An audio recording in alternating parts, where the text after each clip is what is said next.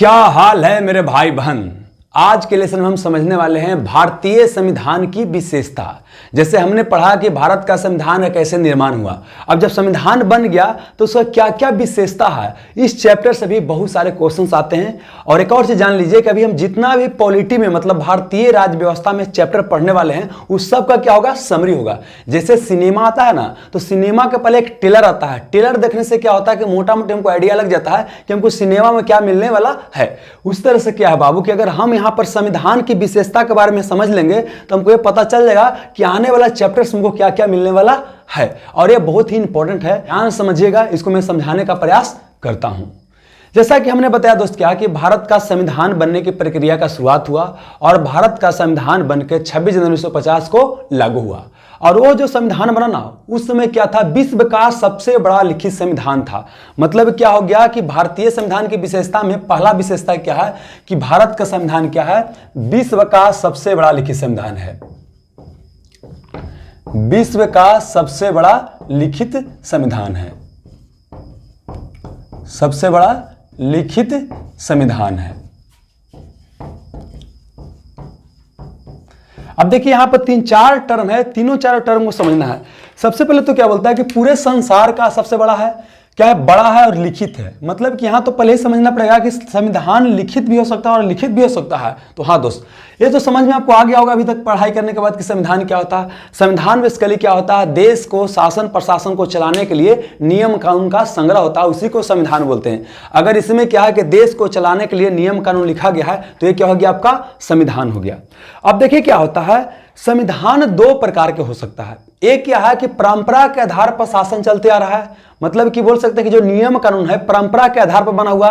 और एक क्या है कि प्रॉपर तरीके से लिख दिया गया है। जैसे अपने घर की बात करते हैं तो हमारे घर को चलाने के लिए भी कुछ क्या होता है, नियम कानून होता है, लेकिन वो नियम कानून कहीं लिखा गया नहीं है। जैसे क्या अपने बड़ों का पैर छू करके प्रणाम करते हैं, तो कहीं लिखा गया है कि बड़ा आदमी के पैर छू के प्रणाम करना है? नहीं। शाम को हम लोग क्या करते हैं कि सौंझल जलाते हैं, दिया जलाते हैं, है ना, कि लक्ष्मी जी आएंगे, वो घंटी आजकल बजता है। ये सब क्या परंपरा के आधार पर क्या हो रहा है, वो चल रहा है। तो मतलब बोल सकते हैं कि 2 तरह के नियम कानून हो सकता है। एक क्या कि जहां परंपरा के आधार पर शासन प्रशासन होता है, और एक क्या है जहां क्या है प्रॉपर तरीके से इसको लिख दिया गया है, लिखित रूप से होता है बाबू। तो यहां पर समझिए क्या है कि कुछ देशों का संविधान अलिखित भी हो सकता है, जहां पर लिखा नहीं गया है बल्कि परंपरा के आधार पर शासन हो रहा है, जबकि कुछ देशों का संविधान लिख दिया जाएगा। तो समझिए क्या बाबू, विश्व का सबसे पहले जो संविधान लिखा गया है, किसका लिखा गया है, अमेरिका का लिखा गया। मतलब समझिए क्या बाबू कि संविधान 2 प्रकार का हो सकता है। एक क्या बाबू, लिखित संविधान हो सकता है दोस्त, और एक क्या हो सकता है, अलिखित। अलिखित मतलब क्या है कि देश को चलाने के लिए अगर नियम कानून को लिख देते हैं तो उसको बोलते हैं लिखित, लिखा हुआ संविधान। और जो लिखा हुआ नहीं गया है बल्कि परंपरा के आधार पर शासन चल रहा है, उसको बोलते हैं अलिखित संविधान। अ क्या मतलब हिंदी में होता है न, मतलब जिसका संविधान लिखा गया नहीं है उसे बोलते हैं अलिखित संविधान, और जिसका संविधान लिख दिया गया उसे बोलते हैं लिखित संविधान। तो देखिए विश्व में सबसे पहले संविधान जो लिखा गया है वो किसका लिखा गया, अमेरिका का। और अमेरिका को बोलते हैं संयुक्त राज्य अमेरिका। क्या बोलते हैं, संयुक्त राज्य अमेरिका बोलते हैं। इसी को बोलते हैं यूनाइटेड स्टेट ऑफ अमेरिका, क्योंकि यह क्या 50 गो राज्य मिलकर ये देश बना है, इसीलिए बोलते हैं संयुक्त राज्य अमेरिका या यूनाइटेड स्टेट ऑफ अमेरिका। तो विश्व का क्वेश्चन पूछेगा कि पहला लिखित संविधान किस देश का है, तो अमेरिका का है। अब समझिएगा वर्तमान समय में अधिकतर देशों के संविधान क्या होता है, लिखित ही होता है, उसको लिखा ही जाता है। कुछ ही देश का संविधान है जो अलिखित है। जैसे यहां एक क्वेश्चन पूछता है कि निम्नलिखित में से किस देश का संविधान अलिखित है बाबू, तो ब्रिटेन का। जो देश हमारे ऊपर कब्जा करके शासन कर रहा था ना, उसका अलग अलग नाम है। कहीं इसको ब्रिटेन बोलेगा, कहीं इसको इंग्लैंड बोलेगा, कहीं इसको यूनाइटेड किंगडम बोलेगा, कहीं कहीं यूके बोलेगा। इस सब का मतलब क्या होता है, एक ही होता है। तो इस देश का संविधान क्या है, वो अलिखित है। ऑप्शन में जनरली क्या होता है, ब्रिटेन रहेगा या इंग्लैंड रहेगा। बाकी देखिए ज्योग्राफी में हम बताएंगे कि भाई ब्रिटेन, इंग्लैंड, यूनाइटेड किंगडम में क्या अंतर होता है। फिलहाल समझिए कि सब क्या है, एक ही है। तो क्वेश्चन क्या है, निम्नलिखित में से किस देश का संविधान अलिखित है, लिखा गया नहीं है, तो क्या हो जाएगा, ब्रिटेन का, इंग्लैंड का, यूनाइटेड किंगडम का। अगला क्वेश्चन पूछेगा कि निम्नलिखित में से विश्व का पहला लिखित संविधान किस देश का है, अमेरिका का। अब बात करते हैं भारत का, जापान का, पाकिस्तान का, सबका संविधान क्या है, लिखित ही है। मतलब कि वर्तमान समय में मैक्सिमम देशों के संविधान को लिख ही दिया जाता है। तो यहां पर क्या हो गया कि भारत का भी संविधान क्या आ जाएगा, लिखित हो जाएगा। लेकिन अब समझिए क्या है कि जब अमेरिका का संविधान लिखा गया बाबू ना, तो उसमें थोड़ा सा प्रावधान लिखा गया, बस इतना पतला हो गया। लेकिन जब भारत के संविधान लिखा जा रहा था तो भारत का संविधान लिखते लिखते इतना मोटा हो गया है ना, और मोटा बोल सकते, इतना मानी मोटा हो गया, इतना मानी क्या हो गया, मोटा हो गया। तो बोले कि हाँ सर इतना मोटा कैसे हो गया इतना। देखिए हमारा देश की आकार की बात करते हैं, हमारा देश देखिए बाबू क्या है, बहुत बड़ा है। हमारा देश क्या हुआ, बहुत ही क्या है, बड़ा है।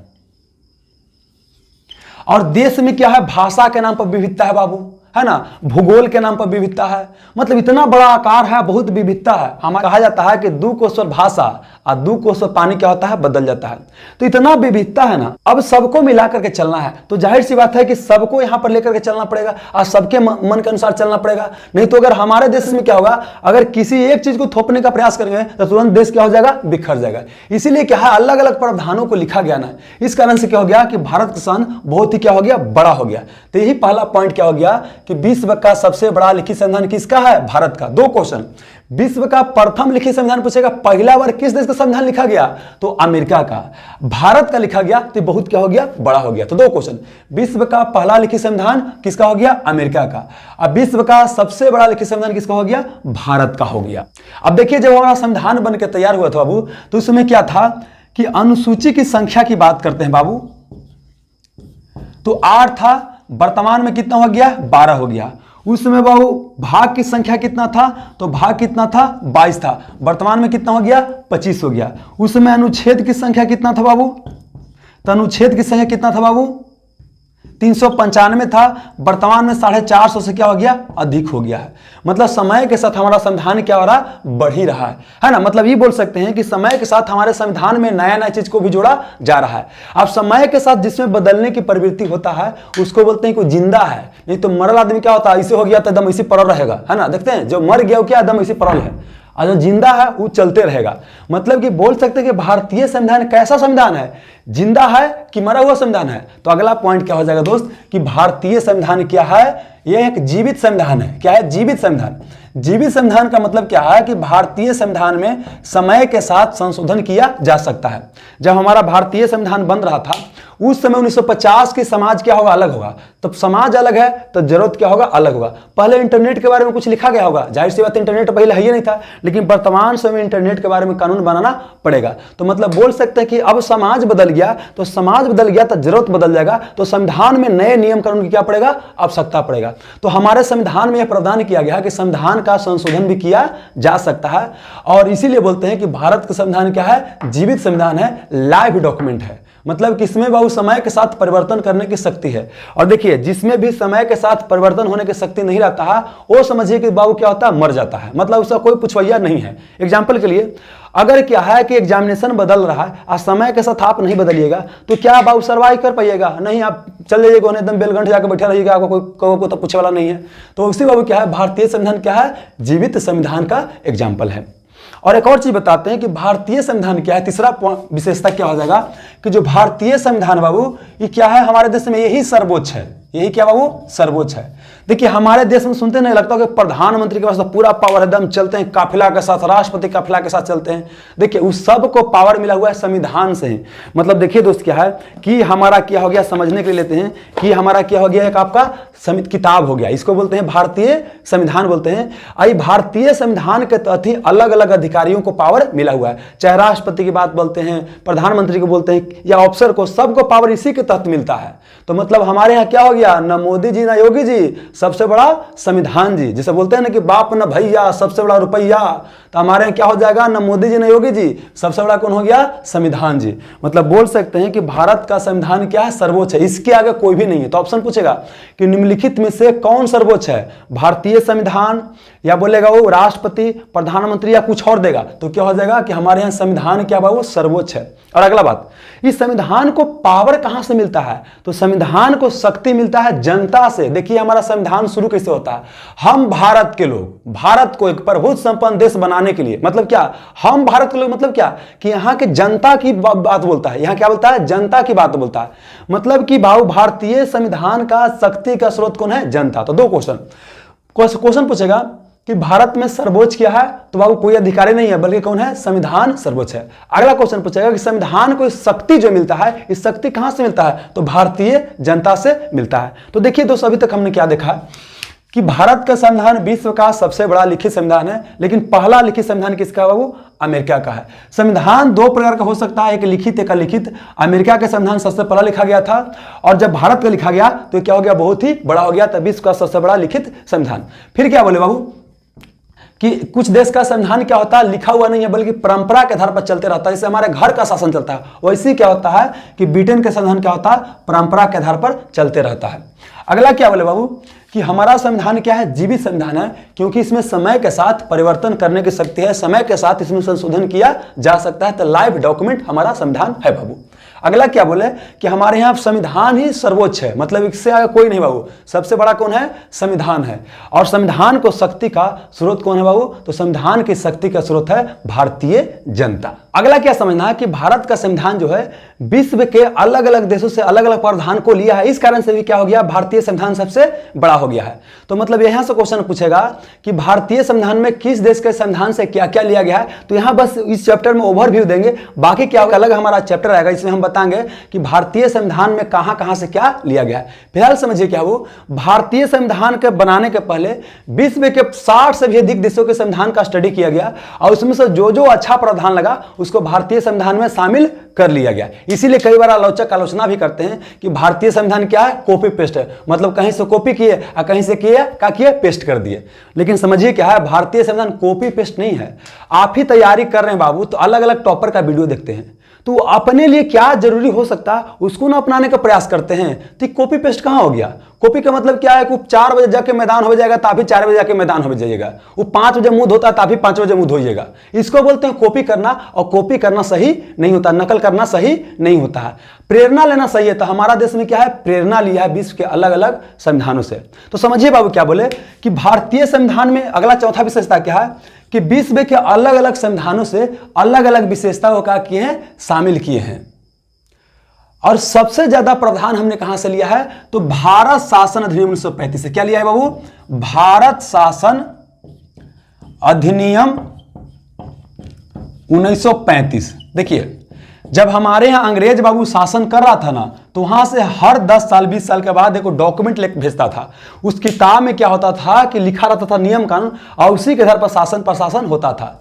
तो उसी तरह से क्या है कि आजादी के पहले लाया था भारत शासन अधिनियम अंग्रेज द्वारा, तो सबसे ज्यादा प्रावधान इसी से लिया गया है। बोला जाता है कि भारतीय संविधान में 250 से भी अधिक प्रावधान यहीं से डायरेक्ट क्या किया गया, कॉपी कर लिया गया है। मतलब क्वेश्चन पूछेगा कि भारतीय संविधान पर सबसे अधिक प्रभाव किसका पड़ा है, तो भारत शासन अधिनियम 1935 का। तो हम बोल सकते हैं कि भारतीय संविधान भारत शासन अधिनियम 1935 का नकल है, ये भी हम बोल सकते हैं।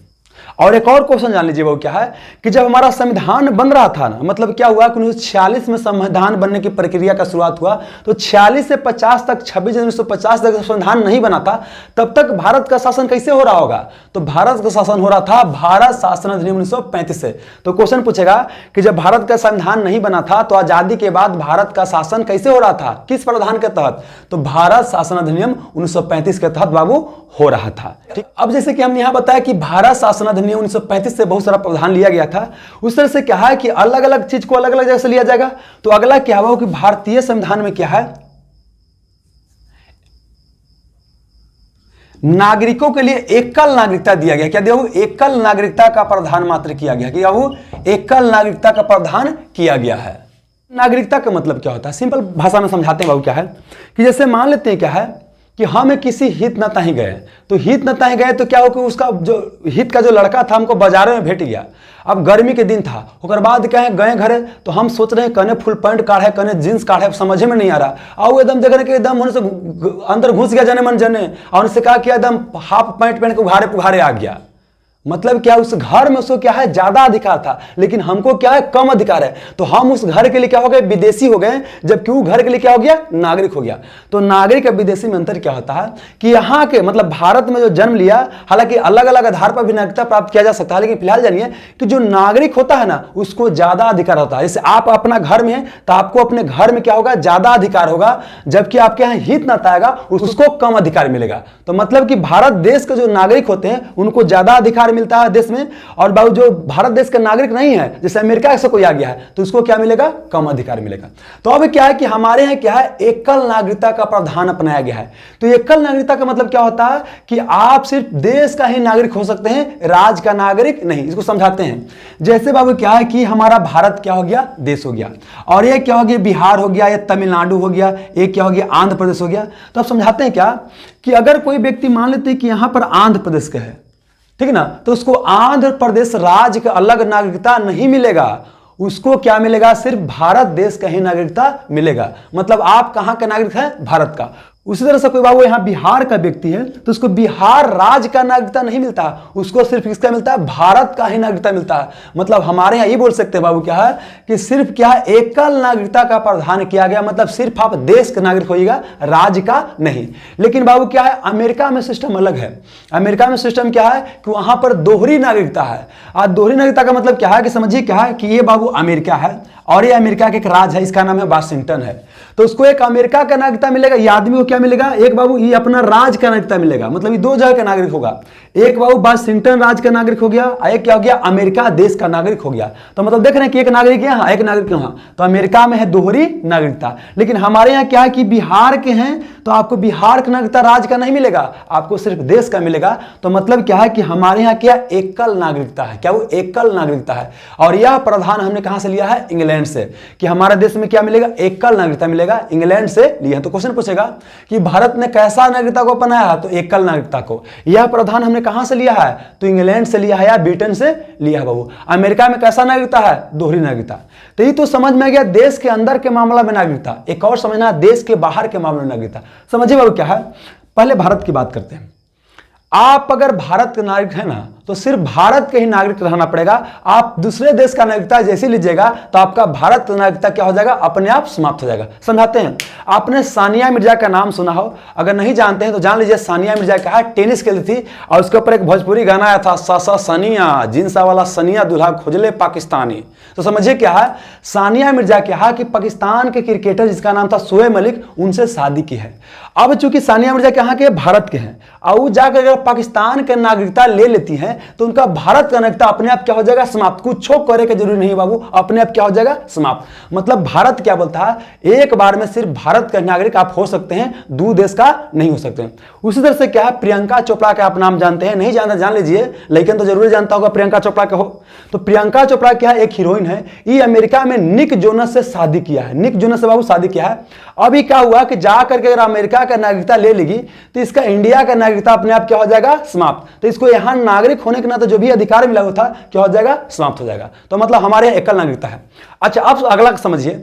अगर मान ली कि निक जोनस, क्या वो निक जोनस है, वो अमेरिका का नागरिक है, और वो चाहता है कि अपना ससुराली का नागरिकता ले ले, भारत का नागरिकता ले ले। या शोएब मलिक चाहता है कि भारत का नागरिकता ले ले, पाकिस्तान का है, तो मतलब सोचता है कि हम भारत में ससुराली में जाकर के बस जाए कि नागरिकता ले ले।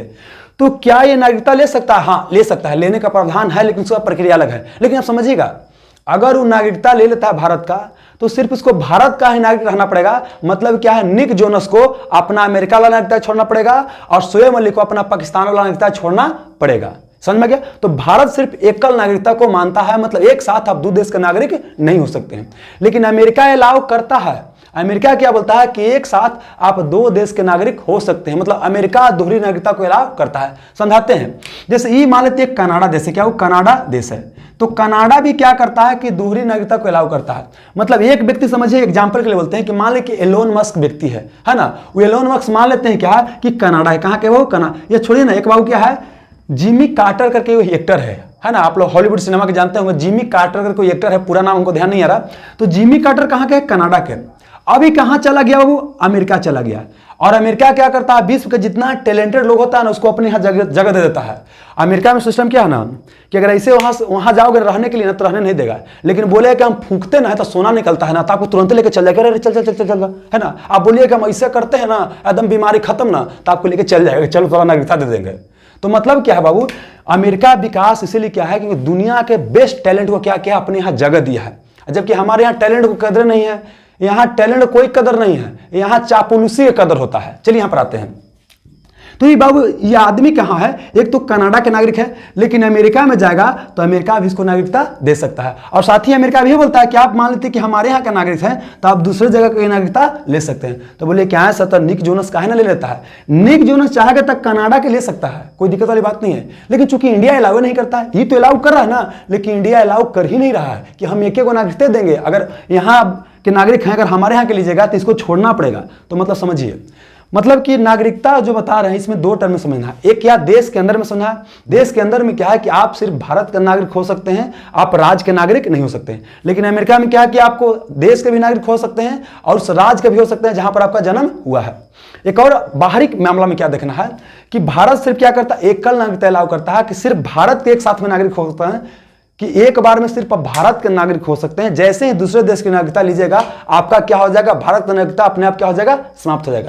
लेकिन अमेरिका जैसा देश क्या करता है, दोहरी नागरिकता को अलाउ करता है। अमेरिका की बात करते हैं, कनाडा की बात करते हैं, शायद लगता है ऑस्ट्रेलिया भी दोहरी नागरिकता को अलाउ करता है। तो ये आप देख लीजिएगा। जबकि ब्रिटेन की बात करते हैं, जो हमारे देश पर शासन कर रहा था, वो एकल नागरिकता अपनाया है। तो चलिए, हमने एकल नागरिकता के प्रावधान को कहां से लिया है, इंग्लैंड से लिया है। अमेरिका में कैसा नागरिकता है, दोहरी नागरिकता है। समझ में आ गया। चलिए अगला विशेषता समझते हैं भारतीय संविधान का क्या है।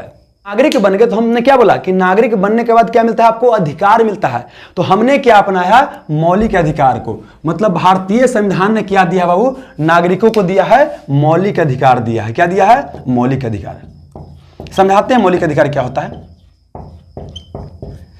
जैसे दोस्त कि आप किसी घर में पैदा हुए हैं, तो घर में पैदा होने के नाते ही क्या अधिकार मिल गया कि मम्मी पापा के जो संपत्ति होगा ना, मम्मी पापा के मरने के बाद क्या हो जाएगा, आपका हो जाएगा। तो ये क्या हो गया, आपका मौलिक अधिकार हो गया, है ना। तो भारतीय संविधान भी क्या बोलता है कि अगर हमारे देश के अंदर आप पैदा हुए हैं, है ना, तो आपको क्या मिलेगा, अधिकार मिलेगा। इसी को बोलते हैं मौलिक अधिकार बोलते हैं। ये अधिकार दो तरह के होगा, समझिएगा। एक तो क्या है कि आपको इमीडिएट रूप से मिल गया, मतलब समझिए कि आप जैसे ही यहां पर नागरिक बने आपको अधिकार मिल गया। आइए क्या हो गया कि भविष्य में वो अधिकार मिलेगा। समझाते हैं एग्जांपल के जरिए कि जैसे बाबू मान लेते हैं क्या है कि हम कहीं पर शादी किए, है ना, तो अब शादी किए तो हमारे जो पत्नी आई है तो कुछ अधिकार उसको भी है, कुछ अधिकार हमारा भी है। अधिकार क्या है कि बढ़िया से हमारे यहाँ रहेगा, खाए पिए मिलेगा, भोजन पानी मिलेगा, कपड़ा लत्ता मिलेगा, साथ ही सोने होने का उसको अधिकार मिलेगा।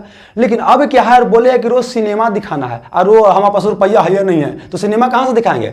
तो यह क्या, भविष्य का अधिकार कि पैसा हमारा पास आएगा ना तो सोना का छुच्छी देंगे बर्थडे पर। तो ये क्या हो गया, आपका भविष्य का अधिकार। तो भविष्य में जो अधिकार मिलेगा उसको बोलते हैं नीति निर्देशक तत्व। क्या बोलते हैं, नीति निर्देशक तत्व बोलते हैं। और जो तुरंत अधिकार मिल जाता है उसे क्या बोलते हैं, मौलिक अधिकार। अधिकार को दो भाग में बांटे, जो तुरंत मिल गया उसको बोलते हैं मौलिक अधिकार या मूल अधिकार, जो भविष्य में मिलेगा उसे बोलते हैं नीति निर्देशक तत्व बोलते हैं।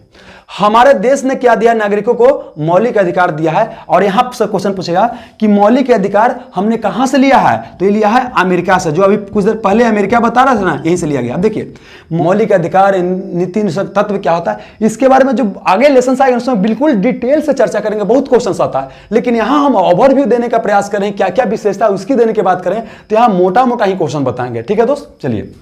तो मौलिक अधिकार हमने कहां से लिया है, अमेरिका से। और भारतीय संविधान के इसको भाग 3 में रखा गया। क्या भाग 3 में रखा गया है। और अनुच्छेद की बात करते हैं बाबू, अनुच्छेद की बात करते हैं तो अनुच्छेद बाबू आपका 12 से 35 है। तो समझिए क्या बाबू, भारतीय संविधान में मौलिक अधिकार को अमेरिका से लिया गया है, इसको भाग 3 में रखा गया है, अनुच्छेद 12 से 35 में रखा गया है।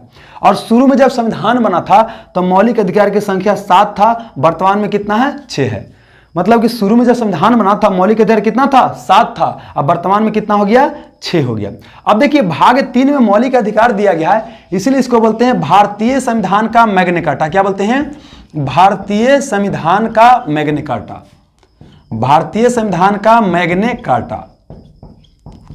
और मैग्ना कार्टा को बोलते हैं बाबू अधिकार पत्र। क्या बोलते हैं, अधिकार पत्र।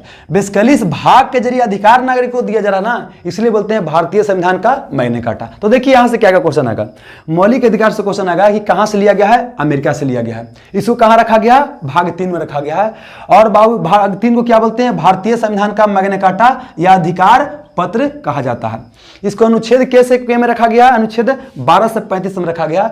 शुरू में मौलिक अधिकार की संख्या कितना था, 7 था, वर्तमान में कितना है, 6 है। अब आगे समझिए, अगर मौलिक अधिकार का हनन होता बाबू ना, तो आप कोर्ट जा सकते हैं, कोर्ट क्या करेगा, आपको बचा लेगा, आपके मौलिक अधिकार का हनन होने नहीं देगा।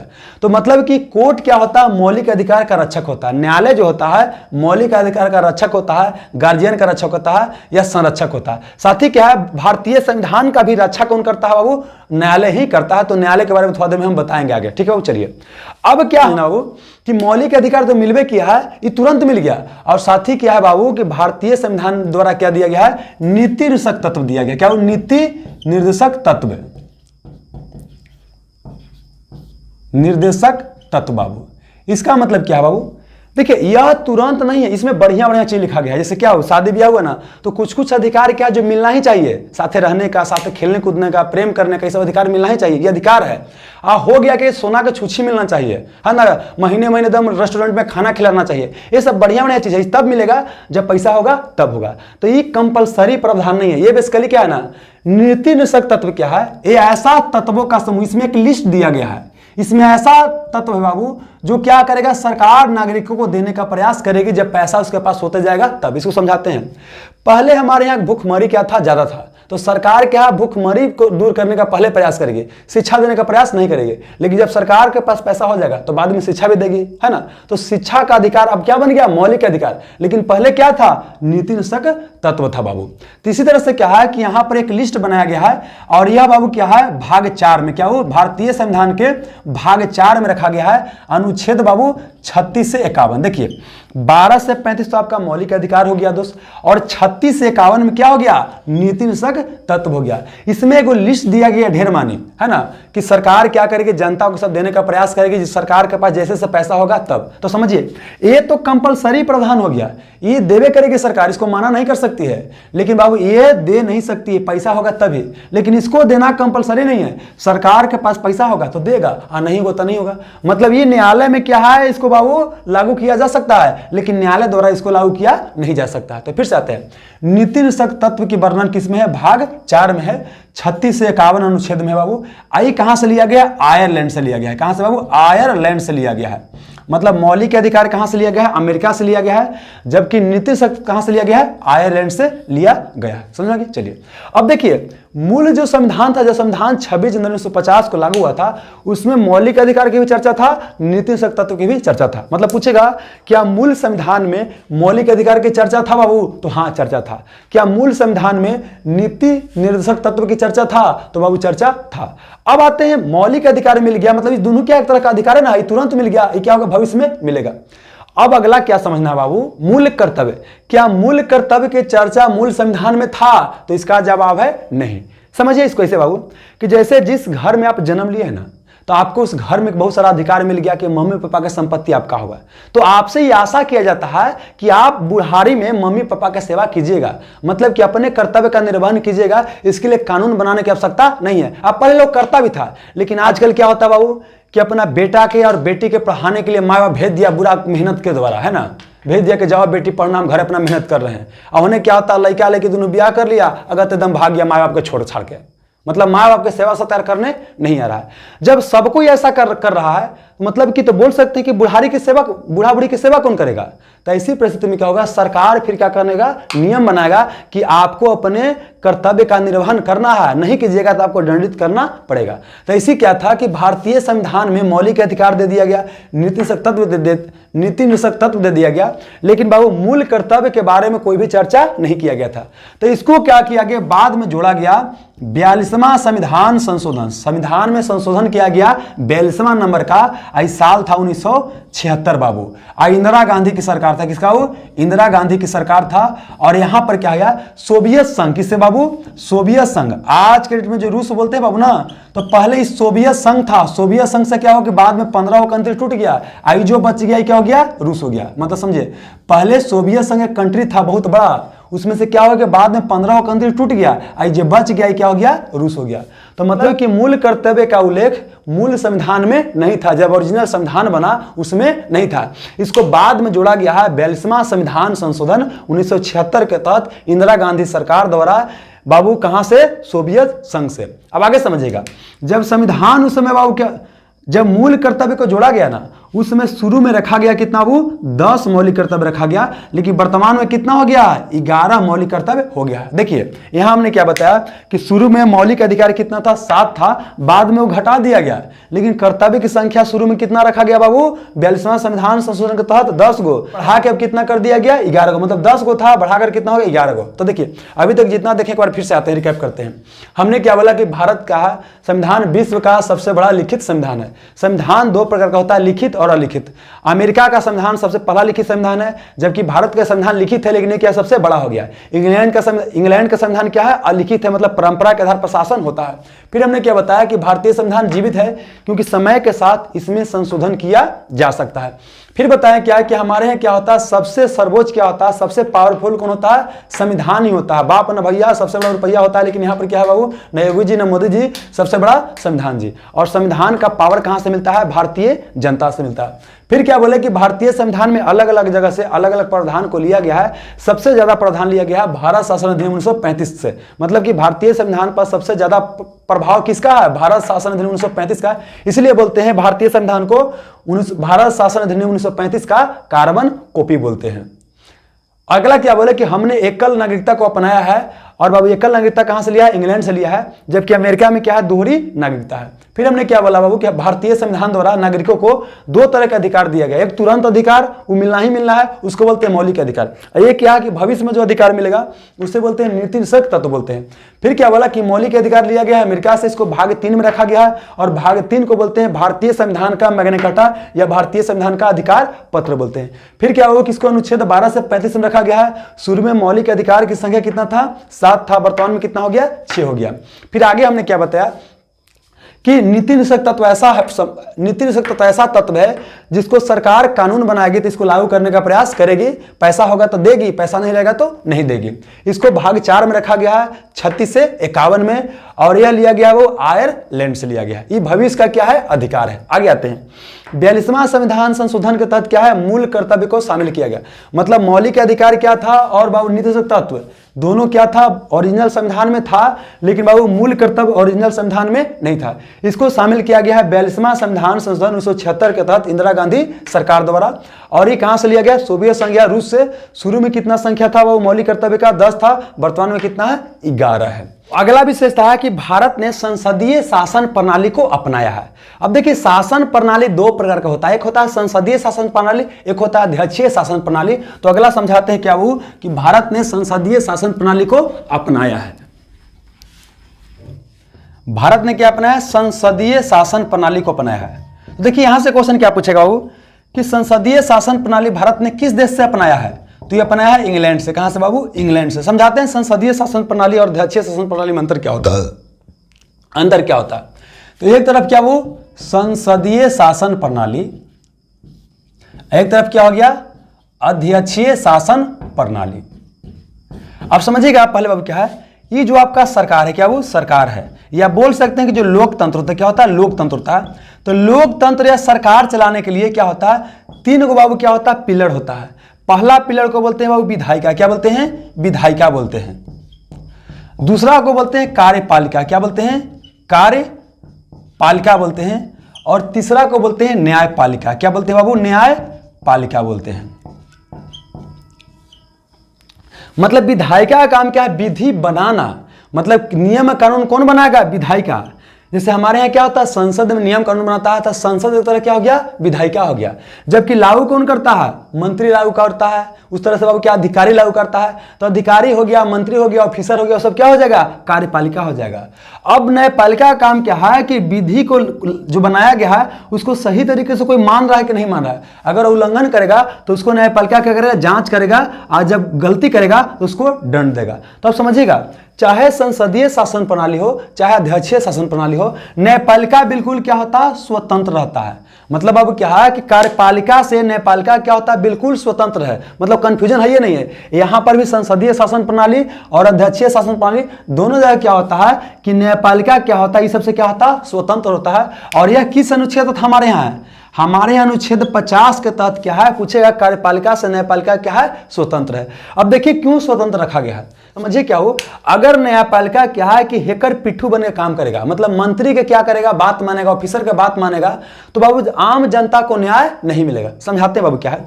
बिहार में क्या है बाबू की शराबबंदी लागू है, बिहार में क्या है, शराबबंदी लागू है। अब मान लेते हैं कि हम कहीं जा रहे थे और हमको कहा कि पुलिस पकड़ लिया, अब पकड़ के मार के चूतर दम लाले लाल कर दिया, बोला कि तू शराब के करता है, भाई धंधा करता है ना जी। और क्या हुआ कि हमको जेल में बंद कर दिया गया।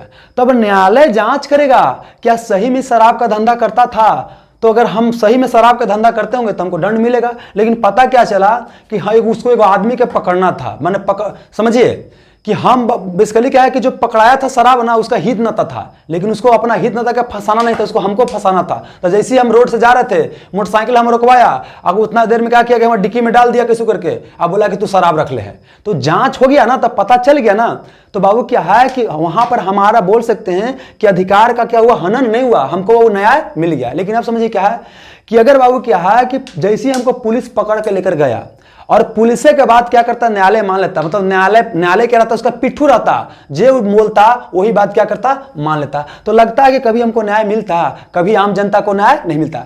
तो मतलब कि न्यायपालिका का स्वतंत्र होकर कार्य करना किसी भी बोल सकते हैं लोकतंत्र के लिए बहुत ही क्या होता है, जरूरी होता है। अगर सरकार के पिट्ठू बने काम करेगा तो सरकार फालतू की चीज करती रहता है, वो ऐसा काम करेगा वो जिससे उसको क्या हो, फायदा हो। अगर हम क्या सरकार के विरुद्ध बोलते हैं तो हमको पकड़ के जेल में डाल देगा, फंसा देगा कुछ में। जैसे एक लड़की है बाबू, गाना गाती है, बिहार में काबा, यूपी में काबा, मतलब बेसिकली क्या है, उस सरकार के ऊपर आलोचना करती है, सरकार के ऊपर क्या करती है, कटाक्ष करती है कि आप सही से काम नहीं कर रहे हैं, और उसके पास बहुत सारा फॉलोअर है। तो हो सकता है ना कि जनता को कुछ प्रभावित कर दे तो उसको वोट ना मिल पाएगा सरकार को, तो समझिए कि सरकार के लिए तो बाबू दुश्मन ना हो गया, तो उसको पकड़े क्या करेगा, जेल में डाल देगा बाबू। अब गलत तरीके से अगर डाल देगा और न्यायालय सरकार का पिट्ठू रहेगा तो बोलेगी ना ना तू सरकार बड़ा बढ़िया काम कर रहा है। लेकिन अगर न्यायालय पिट्ठू सरकार का नहीं है बाबू, तब वो तो न्याय करेगा ना कि नहीं, आप गलत तरीके से उसको बंद कर ही नहीं सकते हैं, क्योंकि बोलने की स्वतंत्रता मिला हुआ है। हमको संविधान अधिकार देता है कि आप सरकार का आलोचना कर सकते हैं, सरकार को माय बहन नहीं कर सकते हैं, लेकिन सरकार का आलोचना कर सकते हैं। तो न्यायपालिका हमारे यहाँ क्या है, कार्यपालिका से स्वतंत्र है। अगला समझिए क्या है, देखिए अब देखना है मुख्य रूप से कार्यपालिका और विधायिका को। तो हम अपने यहाँ के सिस्टम को समझिए कि हमारे यहाँ क्या हो गया, संसद हो गया। संसद में क्या होता है, सांसद वगैरह होता है, और राज्य में क्या होता है, विधायक वगैरह होता है। तो समझिए क्या है कि मोदी जी बनारस से चुने गए हैं, उस तरह से राजनाथ से कहीं से चुने गए होंगे, है ना, और बाबू क्या है कि अमित शाह कहीं से चुन के गए होंगे, और अलग अलग क्या है बाबू चुन के गए होंगे। तो समझिए क्या है कि जब बाबू कानून हमारे यहाँ बनेगा ना, विधायिका जब विधि बनाएगी, संसद विधि बनाएगी, तो ये सब क्या करेंगे, वोट देंगे।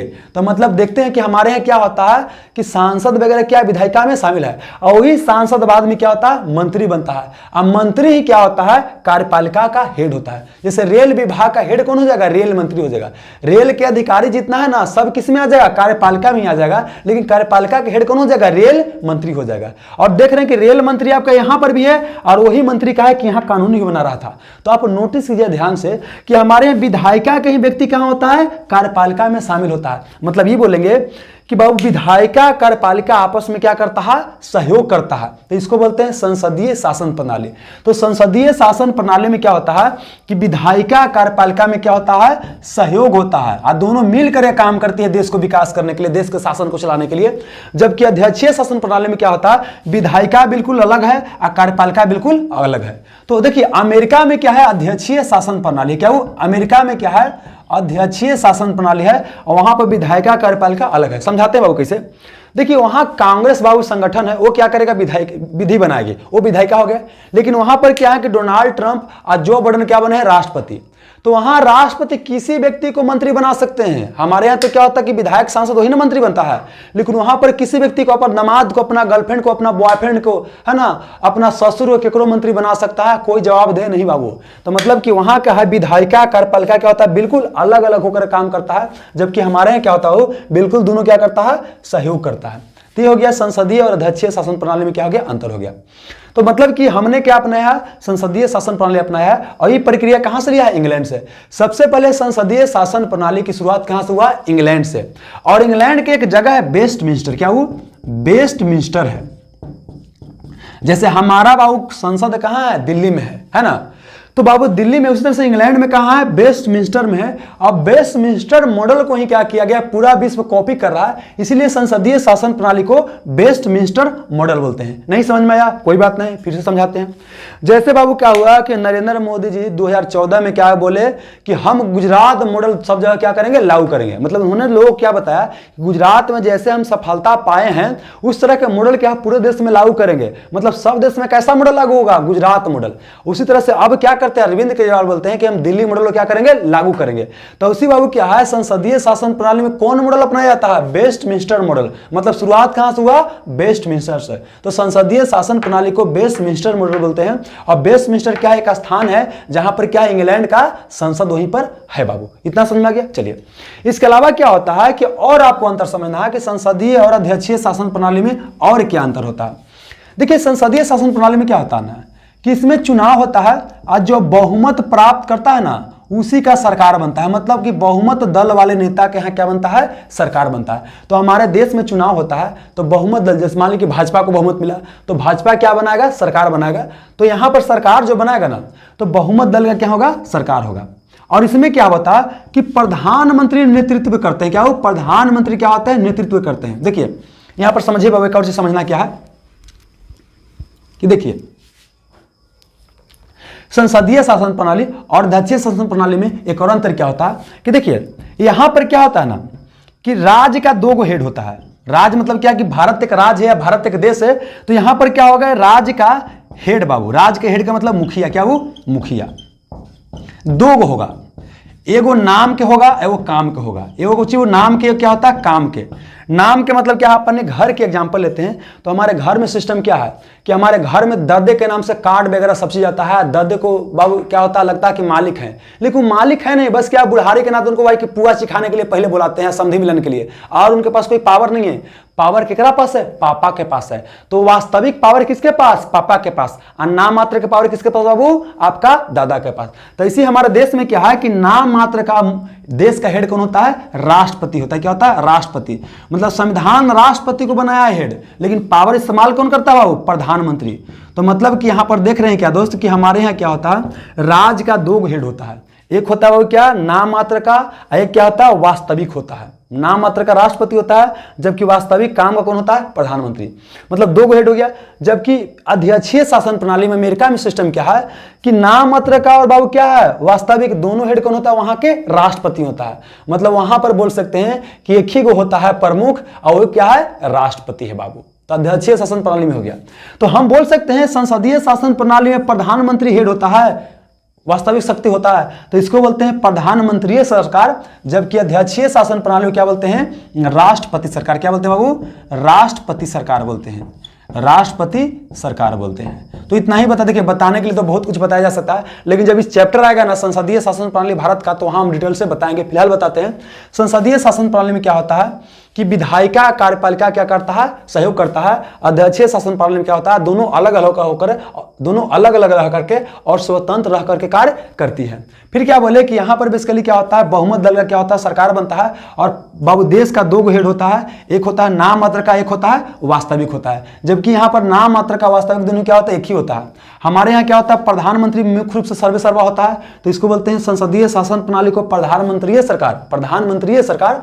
और बाबू अध्यक्षीय शासन प्रणाली क्या बोलते हैं, राष्ट्रपति सरकार। भारत में इंग्लैंड में संसदीय शासन प्रणाली है, जबकि अमेरिका में क्या है, अध्यक्षीय शासन प्रणाली प्रचलन में है बाबू। अगला भारतीय संविधान की क्या विशेषता है कि हमने कुछ संघात्मक मॉडल को अपनाया है और कुछ बाबू एकात्मक मॉडल। क्या बाबू, संघात्मक मॉडल को अपनाया है, संघात्मक, एवं क्या बाबू, एकात्मक मॉडल को अपनाया। इस समझाते हैं क्या होता है बाबू।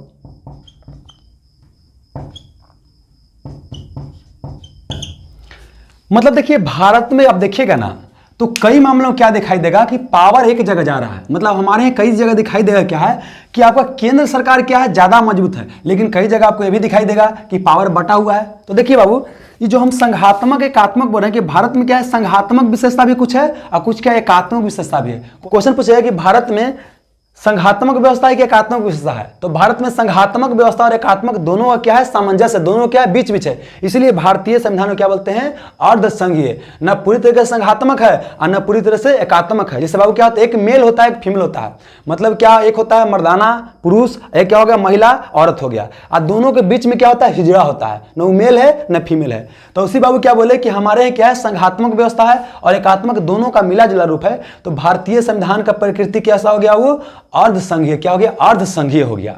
अब समझाते हैं कि संघात्मक एकात्मक का मतलब क्या होता है, इसको समझते हैं बाबू। और ये क्या हो गया, एकात्मक। देखिए संघ का मतलब क्या होता है, आप सुने होंगे, छात्र नवयुवक संघ आपका हार्दिक स्वागत करता है और करता रहेगा, सुने होंगे। तो मतलब संघ का मतलब क्या होता है, कई लोग क्या करता है, मिल करके इकट्ठा रहता है, उसको बोलते हैं संघ। ये समझिए क्या हो कि अगर मान लेते हैं कि यहां पर बहुत सारा क्या है, लड़का है, बहुत सारा क्या है, लड़का है, कुछ भी है, ये सब मिलके क्या हो बोला कि हम एक जगह रहेंगे, इसको बोलते हैं संघ। जैसे कई सारा किसान मिले क्या बोला है कि एक जगह हम रहेंगे, है ना, उसको बोलते हैं किसान संघ। कई सारा स्टूडेंट मिलकर रहेगा तो बोलेंगे छात्र संघ। कई सारा डॉक्टर मिलकर रहेगा तो डॉक्टर संघ, नाई संघ, धोबी संघ, कुम्हार संघ, कोयरी संघ, तेली संघ, यादव संघ, ऐसे सुनते होंगे। तो संघ में क्या होता है, कई लोग मिल करके रहता है, लेकिन सारा पावर इसके पास नहीं रहता। ये पावर क्या होता है, बांटा रहता है। कोई महासचिव रहेगा, कोई आपका रहेगा कोषाध्यक्ष, है ना। देखना क्या होता है, चिंटू भैया मिंटू भैया बनते हैं। हमारे यहाँ सरस्वती पूजा लक्ष्मी पूजा होता है ना, तो अपने से कोई बोर्ड छपवा के बन जाता है चिंटू भैया, कोषाध्यक्ष तो कोई महासचिव बन जाता है। तो इसको बोलते हैं संघात्मक शासन प्रणाली। तो संघात्मक शासन प्रणाली में क्या होता है, कई लोग एक जगह मिलकर के रहते हैं, लेकिन शक्ति क्या होता है, बटा रहता है। मतलब सबके पावर क्या है, बटा, पूरा का पूरा इसका पावर अपना इसको दे नहीं दिया है। अगर दे देगा तो इसको बोलते हैं एकात्मक विशेषता। अगर सबके पावर छीन लेगा तो क्या बोलेंगे, एकात्मक। लेकिन पावर बटा रहेगा तो क्या हो जाएगा, संघात्मक। समझिए बाबू क्या है, ये अलग अलग आपको पेन दिखाई दे रहा है, सब क्या अलग अलग पेन दिखाई दे रहा है। तो मान ली कि एगो आपको दे दिए, उनको सबके पेन दे दिए, तो इस पेन बांट रहे हैं ना, तो बंटवारा क्या बोलते हैं कि संघात्मक। जैसे समझिए कि सेव है, क्या वो सेव है, तो सबके सेव काट काट के दे रहे हैं, या बोल 1 किलो सेव लेकर आए हैं और सबको एक सेव दे दिए, तो ये बाबू बांट रहे हैं, तो ये हो गया संघात्मक, मतलब बट गया। लेकिन सबके छीन लिए, लाओ रे तूने सेव खाबे, तूने के मुंह सेव खाबे, लाओ लाओ साला, हमारा बीमारी हो, लाओ, सबके ले लिए। तो ये ले लिए तो ये क्या हो गया, एकात्मक हो गया। क्या हो गया, एकात्मक, मतलब एक जगह आ रहा है। संघात्मक मतलब क्या है कि बटेगा, एकात्मक मतलब एक जगह आएगा। तो मतलब क्या है बाबू कि यहां पर विशेषता क्या है कि शक्ति का विकेंद्रीकरण, शक्ति का बंटवारा, क्या हो, शक्ति का बंटवारा। और यहां पर क्या होगा, शक्ति का केंद्रीकरण, केंद्रीकरण मतलब जहां पर संघात्मक होगा वहां शक्ति क्या होगा, बटेगा, एकात्मक क्या होगा, शक्ति एक जगह आएगा। तो आप भारतीय संविधान को ऑब्जर्व कीजिएगा, ध्यान से देखिएगा ना, तो कुछ आपको संघात्मक व्यवस्था दिखाता है और कुछ एकात्मक। यहां से भी अलग अलग एग्जामिनेशन में क्वेश्चन आता है, पूछता है कि निम्नलिखित में से कौन सी विशेषता संघात्मक विशेषता है और कौन सी एकात्मक है। तो उतना तो डीप में यहां से नहीं बताएंगे, फिलहाल क्या बताएंगे, कुछ कुछ बताते हैं कि संघात्मक में शक्ति क्या होता है, बढ़ता है, एकात्मक क्या होता है, केंद्रीकरण होता है। समझाते हैं। हमारा भारतीय संविधान बना ना, तो भारतीय संविधान में क्या हो, एक संविधान लिख दिया गया, इसके तहत क्या किया गया, शक्ति को बांट दिया गया। बोला कि 2 स्तर पर हमारे यहाँ क्या है, मूल रूप से क्या होगा, सरकार रहेगा। एक को बोलते हैं केंद्र सरकार, क्या बोलते हैं, केंद्र सरकार बोलते हैं, और एक को बोलते हैं राज्य सरकार, क्या वो, राज्य सरकार। और दोनों को शक्ति बांटा गया है। तो 2 सरकार जो बनाया गया है, कैसा विशेषता है, संघात्मक विशेषता है। लेकिन हम क्या देखते हैं कि कई मामलों में क्या होता है कि केंद्र क्या होता है, ज्यादा मजबूत होता है। जैसे बाबू क्या है कि देखते हैं कि बाबू राज्य में एक सरकार बना रहता है, फिर भी क्या होता है कि यहां पर एक राज्यपाल की नियुक्ति किया जाता है। समझिएगा, ये आपका क्या हो गया, भारत हो गया, ये क्या हो गया, भारत, समझ लीजिए क्या हो गया आपका, भारत हो गया। यहां पर क्या कोई राज्य है, तो ये क्या होता है कि यहां पर तो सरकार बनल है, लेकिन फिर भी क्या होता है कि एक राज्यपाल केंद्र सरकार क्या करता है, नियुक्ति करता है। इसके अलावा क्या करता है कि आईएएस को, आईपीएस को, ये सब क्या करता है, यहां पर भेजता है शासन में हस्तक्षेप करने के लिए। तो हम देख रहे हैं जी कि एक मामला हस्तक्षेप कर रहा है, मतलब हैकर शक्ति हड़पे का प्रयास कर रहा है। तो एक ऐसा विशेषता हो जाएगा, एकात्मक विशेषता हो जाएगा। मतलब बोलेंगे कि भारतीय संविधान में कुछ संघात्मक विशेषता है, कुछ एकात्मक विशेषता है। कौन कौन संघात्मक है, कौन कौन एकात्मक है, आपका नोट्स में डाला गया है। बाद में इसको हम क्या करेंगे, अगला चैप्टर में नेक्स्ट लेसन आएगा उसमें हम क्या करेंगे, समझाएंगे।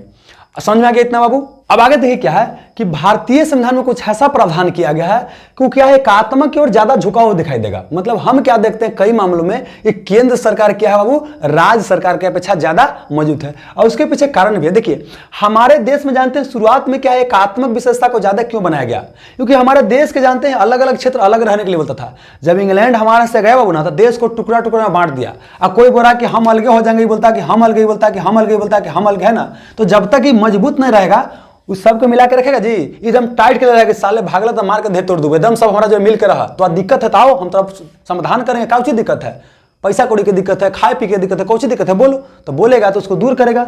लेकिन भागे का नाम लिया तो देह तोड़ देंगे, समझ में ना। तो मतलब कि यहां पर क्या भारत टूट जाता है। इसीलिए क्या है बाबू कि भारत को क्या किया गया, एकात्मक, मतलब क्या केंद्र सरकार को ज्यादा मजबूत बनाया गया शुरुआती दिनों में।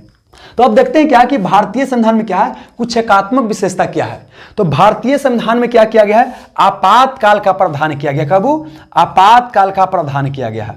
तो क्वेश्चन पूछेगा कि जो आपातकालीन प्रावधान है ये कैसा विशेषता है बाबू, तो ये आपका एकात्मक विशेषता हो गया। और देखिए भारत में आपातकाल लगाया कैसे जाता है। देखिए आपातकाल का मतलब क्या होता है, इमरजेंसी। क्या वो इमरजेंसी, अचानक से क्या आ गया, एकदम कुछ ऐसा चीज आ गया जिसकी आशा नहीं किया जाता, इसी को बोलते हैं इमरजेंसी। तो इमरजेंसी में हो सकता है कि हमारा देश क्या हो जाए, टूट जाए अलग अलग कारण से, तब यहां पर लगाया जाता है आपातकाल। और आपातकाल क्या बाबू, 3 तरीके से लगाया जाता है। तो इसी को समझने वाले हैं बाबू। अब अगला पहले समझ लीजिए कि जो आपातकालीन प्रावधान है क्या है, भारतीय संविधान का एकात्मक विशेषता है। अब देखिए आपातकाल हमारे यहां क्या होता है बाबू, 3 तरीके से लगाया जाता है। 3 अनुच्छेद याद कीजिए। अनुच्छेद बाबू 352, अनुच्छेद 356, अनुच्छेद 360।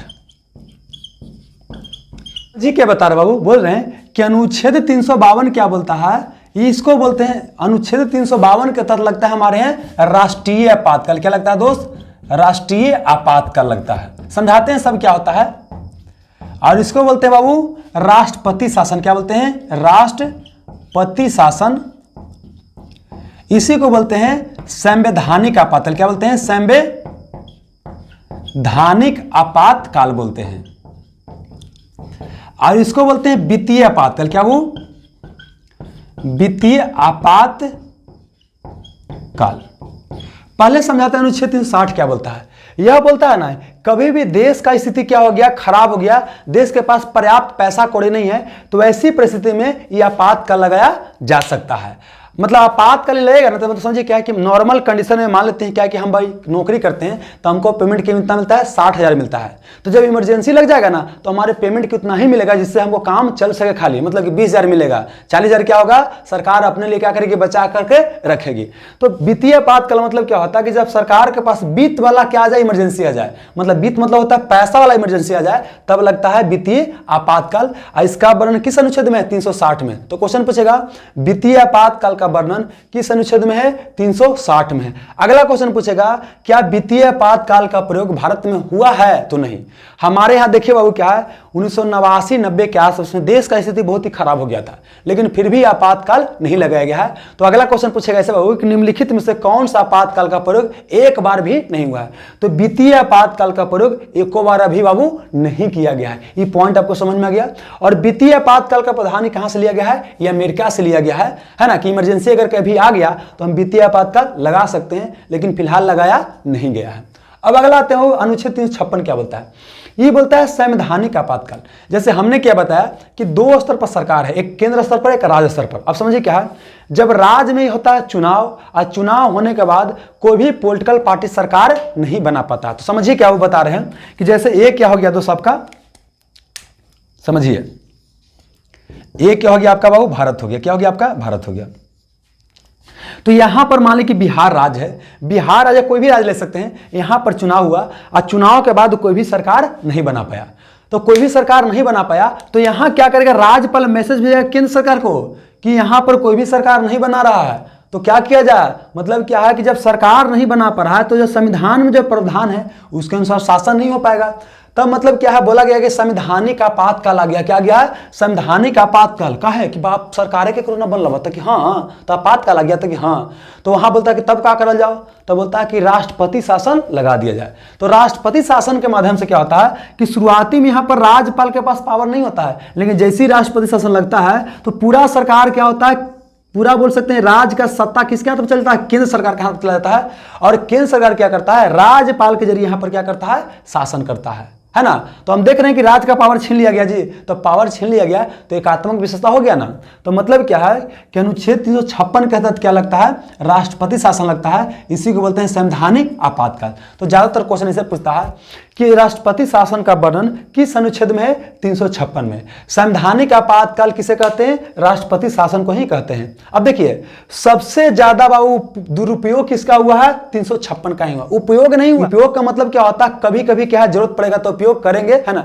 लेकिन ये क्या बाबू, हमेशा क्या होता है कि केंद्र में जब विपक्षी पार्टी की सरकार आता है ना, तो राज्य में दूसरा पार्टी की सरकार आएगा तो उसको गिराने के लिए इस्तेमाल किया जाता है। और सरकार को सुनते ना कि विधायक खरीद फरोख्त हुआ, है ना, और उसमें क्या होता है सरकार गिर जाता है। और सरकार गिर गया तो क्या होता है, केंद्र सरकार वहां पर शासन करने लगता है। देखिए चाहे भाजपा सरकार की बात करते हैं, चाहे कांग्रेस सरकार की बात करते हैं, सब सरकार को ही बात होता है। जब विपक्ष में रहेगा तो बढ़िया बढ़िया बात बोलेगा, लेकिन जब वही सरकार में जाएगा तो सत्ता के नशा लग जाता है, और सत्ता के नशा पगला देता है आदमी के, है ना।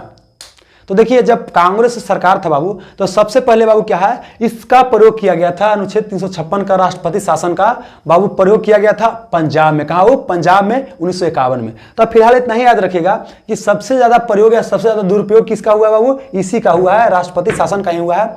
और सबसे पहले राष्ट्रपति शासन कहां लगाया गया था, पंजाब में। कब लगाया गया था, 1951 में लगाया था। कौन पार्टी की सरकार द्वारा लगाया था, केंद्र में कौन पार्टी की सरकार थी, तो केंद्र में उस समय थी बाबू कांग्रेस पार्टी की सरकार। यही काम अब भाजपा करता है ना, मतलब जो सरकार में रहेगा वह वही काम करबे करेगा, समझ में। चलिए बिहार की ही बात करते हैं, तो बिहार में इसका जानते हैं 8 बार प्रयोग किया जा चुका है, मतलब 8 बार बिहार में राष्ट्रपति शासन बाबुआ लग चुका है। अब आते हैं बाबू 352 क्या बोलता है, 352 बोलता है राष्ट्रीय आपातकाल, मतलब देश के सामने इमरजेंसी आ गया। तो देश के सामने इमरजेंसी कैसे आ सकता है बाबू, हमारे देश के ऊपर अगर चाइना आक्रमण कर दिया तो इमरजेंसी की बात नहीं हो गया जी, कि कोई हमारे ऊपर आक्रमण कर दिया तो इसको बोलते हैं इमरजेंसी। तो समझिए कि राष्ट्रीय आपातकाल का प्रयोग कैसे किया जाता है। जैसे बाबू क्या है कि अगर बाबू यहाँ 3, देखिए राष्ट्रीय आपातकाल जो है ना, ये 3 आधार पर लगाया जाता है। समझिए क्या इसमें क्या है, ये या तो क्या है कि हमारे ऊपर कोई आक्रमण कर दिया, इसको बोलते हैं बाह्य आक्रमण। क्या बोलते हैं, या तो हमारे देश के ऊपर कोई बाह्य आक्रमण कर दिया, या हम खुदे से किसी के साथ युद्ध में चले गए। मतलब पाकिस्तान के ऊपर क्या किए, हमारे ऊपर आतंकवादी हमला करता है तो हम उसके साथ युद्ध खुदे घोषणा कर दिए, तो भी क्या है, इमरजेंसी सिचुएशन बाबू आपका है। तो बाह्य आक्रमण हमारे ऊपर कर दिया, जैसे चीन हमारे ऊपर आक्रमण कर दिया, पाकिस्तान आक्रमण कर दिया, या हम खुदे आक्रमण कर दिए तो युद्ध हो गया। एक क्या हो गया बाबू, आंतरिक अशांति। क्या वो, आंतरिक अशांति। आंतरिक अशांति मतलब क्या बोले बाबू कि अनुच्छेद 352 जिसको बोलते हैं राष्ट्रीय आपातकाल, इसका प्रयोग 3 आधार पर किया जा सकता है, बाह्य आक्रमण के आधार पर, या युद्ध के आधार पर, या आंतरिक अशांति के आधार पर। अब बात आता है कि क्या अनुच्छेद 352 का प्रयोग किया गया है, तो हाँ बबुआ 3 बार किया है। कितना बार, 3 बार किया गया है। देखिए 2 बार प्रयोग किया गया है बाबू, एक बार किया गया 1962 में, और एक बार 1971 में, और एक बार 1975 में। समझाते हैं, देखिए 1962 में हमारे ऊपर कौन कर दिया, चीन आक्रमण कर दिया, तो हमने अपने देश में घोषित कर दिया इमरजेंसी। कि अब क्या लग गया, इमरजेंसी लग गया, आपातकाल लग गया। और एक बार क्या कि पाकिस्तान बाबू क्या किया कि आक्रमण कर दिया, है ना। तो उस समय बांग्लादेश का निर्माण हुआ था, कहानी बाद में बताएं क्या था। फिलहाल जानिए 1971 में क्या है कि बांग्लादेश का निर्माण हुआ था, उस समय भारत क्या किया था, इमरजेंसी लगा दिया था। तो यह दोनों क्या हो, बाह्य आक्रमण या युद्ध के आधार पर लगाया। तो बाह्य आक्रमण या युद्ध के आधार पर कितने बार आपातकाल लगाया गया, 2 बार लगाया गया। और एक लगाया आंतरिक अशांति के आधार पर। देखिए कई बार कैसे बोले कि जैसे पावर जब आता है ना, तो पावर के नशा में लोग क्या होता है, पगला जाता है। जैसे कई बार बोला जाता है मोदी जी के बारे में कि मोदी जी भी क्या है, कई बार पगला जाते हैं, है ना। इनका लोग का नाम क्या है, विद्वान का, कि मोदी जी के विरुद्ध में बोलने का मतलब क्या है कि देश के विरुद्ध में आप बोल रहे हैं, ऐसा परसेप्शन बना दिया गया। तो इसी बाबू क्या था, इंदिरा गांधी की सरकार था, इंदिरा गांधी जानते हो वैसा नीति अपना ली कि उसके विरुद्ध जो बोलेगा उसको पकड़ के जेल में क्या करेगा, डाल देगा। तो वही समय क्या था कि हमारे यहाँ जेपी आंदोलन शुरू हुआ था, याद आ रहा है, जेपी आंदोलन 1975-74 के आसपास शुरू हुआ था, 74 के आसपास। सरकार लगता था एकदम इंदिरा गांधी के एकदम डोल गया। जेपी आंदोलन, जयप्रकाश दास नारायण के नेतृत्व में शुरू किया गया था। बिहार के गांधी मैदान से 1974-75 में शुरू किया गया था। तो मतलब कि सरकार का जितना विरोधी था ना, उसको पकड़ पकड़ के जेल में डालने के लिए एक लगा दिया गया आपातकाल। बोला कि आपातकाल आ गया। क्या आपातकाल आ गया? तो कि सरकार क्या खतरा में है, मतलब संविधान खतरा में है। जैसे आजकल बोला जाता है ना जी कि हिंदू खतरा में है, तो उसी बाबू यहाँ पर क्या है, संविधान खतरा में बोल करके लगा दिया गया। और यह लगे आंतरिक अशांति के आधार पर। आंतरिक अशांति मतलब क्या है कि यहाँ का जो नेता होता है ना, वो क्या कर रहा है, देश में अराजकता फैला रहा है, देश को स्टेबल रहने नहीं दे रहा है। जैसे जेपी जी की बात करते हैं, जयप्रकाश जी की बात करते हैं, तब लगाया गया आंतरिक अशांति के आधार पर आपातकाल बाबू। तो आंतरिक अशांति के आधार पर कितना बार आपातकाल लगाया? एक बार लगाया गया बाबू। और बाबू कब लगाया? 1975 में। केकड़ा द्वारा? इंदिरा गांधी सरकार द्वारा। और ओवरऑल कितना बार प्रयोग हुआ? 352 बाबू, 3 बार प्रयोग हुआ है। इसलिए आप सुनते हैं इंदिरा गांधी का आलोचना करता है भाजपा सरकार वगैरह कि आपके समय आपातकाल लगा दिया गया था, तो कांग्रेस वाला बोलता है कि तो आप कौन छोड़ ले हैं, आप भले आपातकाल नहीं लगे हैं, लेकिन केकरो बोले देते हैं, आप बोलता है उसको पकड़ के जेल में डाल देते हैं। अब आंतरिक अशांति के आधार पर वो आपातकाल नहीं लगाया जा सकता है, इसको खत्म कर दिया गया है। आई खत्म किया गया है 44वें संविधान संशोधन 1978 में। मतलब कि आंतरिक अशांति के आधार पर अब आपातकाल नहीं लगाया जा सकता। तो अब किसके आधार पर लगाया जा सकता है? एक तो बाह्य आक्रमण, एक युद्ध हो गया। इसके जगह पर क्या गया? सशस्त्र विद्रोह। क्या वो? सशस्त्र विद्रोह। मतलब क्या है कि सरकार के विरुद्ध अगर हथियार लेकर खड़ा हो गए ना, तब आपातकाल लगाया जा सकता है। अगर सरकार से हम खुश नहीं है तो आलोचना कर सकते हैं, विरोध कर सकते हैं। जैसे अग्निवीर योजना है बाबू, तो हम विरोध कर सकते हैं, इसमें कोई दिक्कत वाली बात नहीं है। लेकिन अब क्या करते हैं, हथियार लेके बोलते हैं कि मोदी जी के एकदम हटा दो, मोदी जी को हटा दो। तब यहाँ पर बाबू क्या किया जा सकता है? उस क्षेत्र में आपातकाल लगाया जा सकता है। और जब आपातकाल लगता है ना, तब पूरा का पूरा पावर क्या होता है? केंद्र सरकार के हाथ में चला जाता है। समझ में गया? तो मतलब क्वेश्चन पूछेगा कि आंतरिक अशांति के आधार पर अब आपातकाल लगाया जा सकता है? तो इसका आंसर है बाबू, नहीं लगाया जा सकता है। किसके आधार पर लगाया जाएगा? सशस्त्र विद्रोह। सशस्त्र विद्रोह मतलब क्या होता है? हथियार के द्वारा विद्रोह कर दिए तब आपातकाल लगाया जा सकता है। तो फिर से आते हैं, हम क्या बोले कि हमारे यहाँ आपातकालीन प्रावधान का विशेषता किया गया, प्रावधान किया गया है। और आपातकालीन प्रावधान में क्या होता है? केंद्र सरकार ज्यादा मजबूत हो जाता है। जब लगता है आपातकाल बाबू ना, तो केंद्र सरकार क्या होता है? ज्यादा मजबूत होता है, और राज्य के पावर क्या होता है? कम हो जाता है। आपातकाल बाबू 3 तरह के लगता है। अनुच्छेद 352 के तहत, 56 के तहत, 60। देखिए 52-4-56 और 56-4-60 ऐसे याद करना है। अनुच्छेद 352 क्या बोलता है? राष्ट्रीय आपातकाल। अनुच्छेद 356 बोलता है राष्ट्रपति शासन या संवैधानिक आपातकाल। अनुच्छेद 360 क्या बोलता है? वित्तीय आपातकाल। अब तक किस आपातकाल का प्रयोग नहीं हुआ है? तो वित्तीय आपातकाल का प्रयोग बाबू एक बार भी नहीं हुआ, मतलब 360 का प्रयोग नहीं हुआ है। अब बाबू क्या बोले? 356 का प्रयोग अनगिनत बार हुआ है, सबसे ज्यादा दुरुपयोग इसी का हुआ है।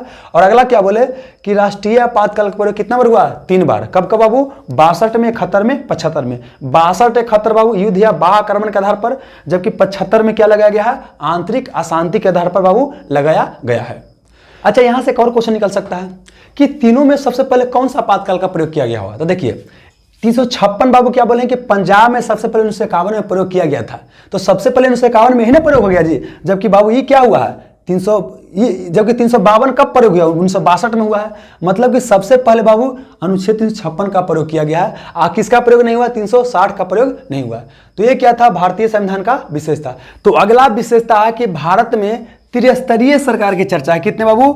3 स्तरीय सरकार की। मतलब त्रिस्तरीय मतलब क्या है कि हमारे यहाँ 3 स्तर पर, हमारे यहाँ 3 स्तर पर सरकार बाबू बनता है। समझाते हैं इसको बाबू क्या है। देखिए इसको हटाते हैं।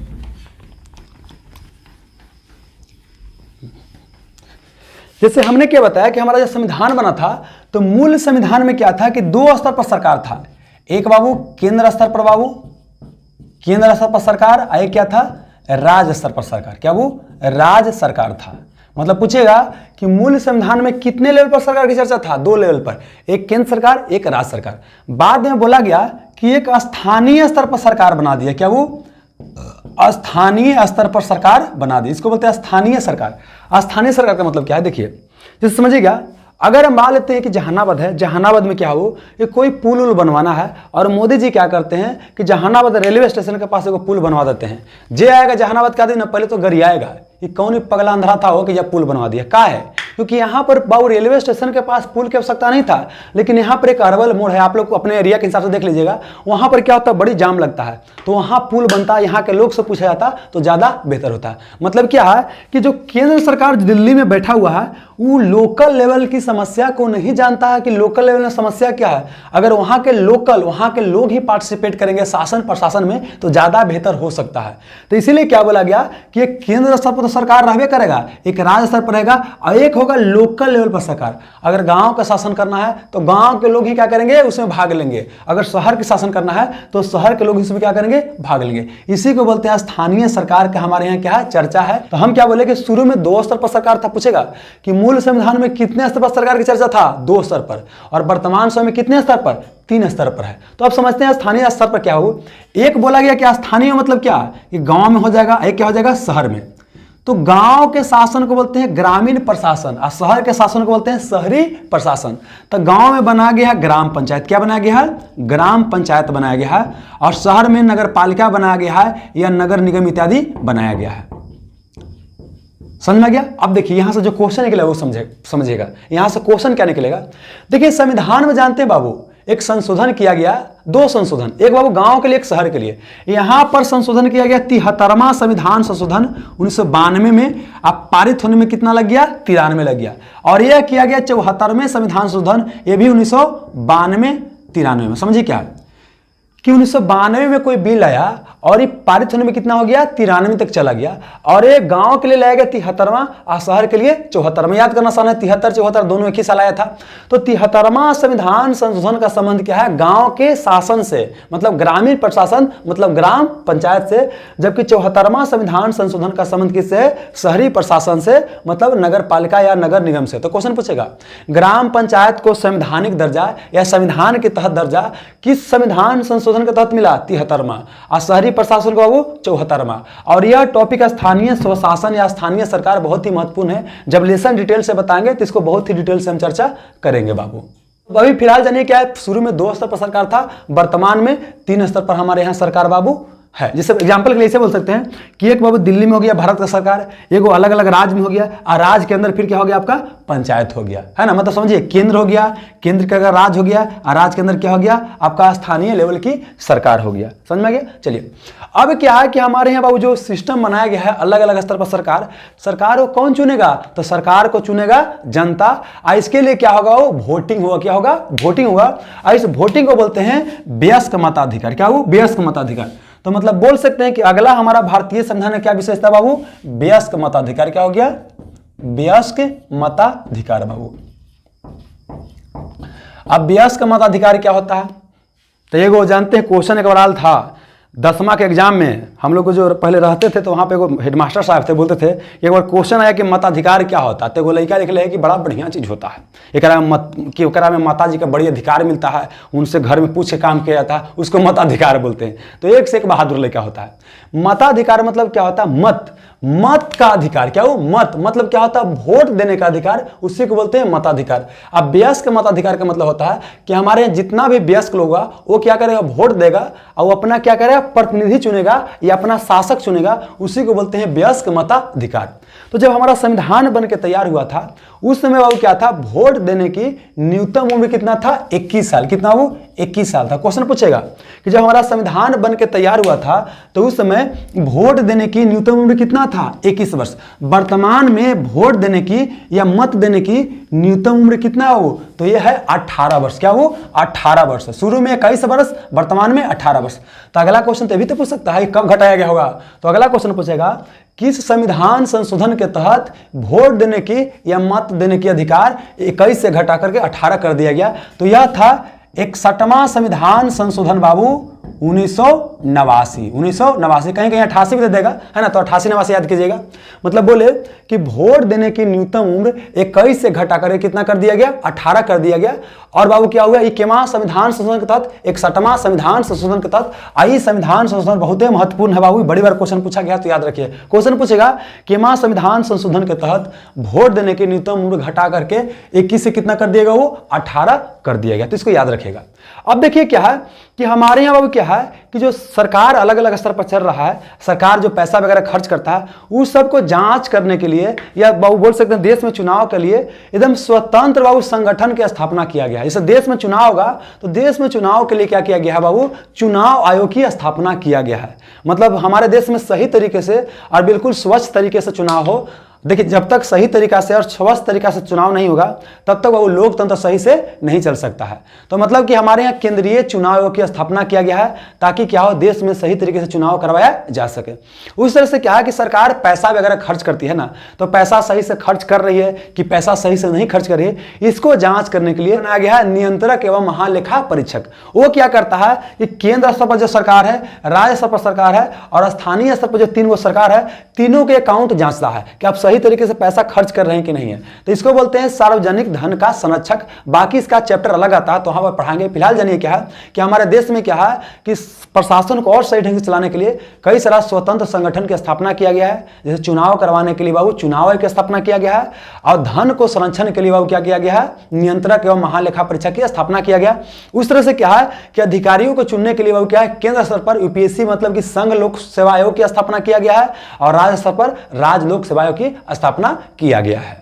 अगला हमारा भारतीय संविधान की विशेषता क्या है कि भारतीय संविधान क्या है, कुछ मामलों में कठोर है और कुछ मामलों में क्या है, बहुत ही लचीला है।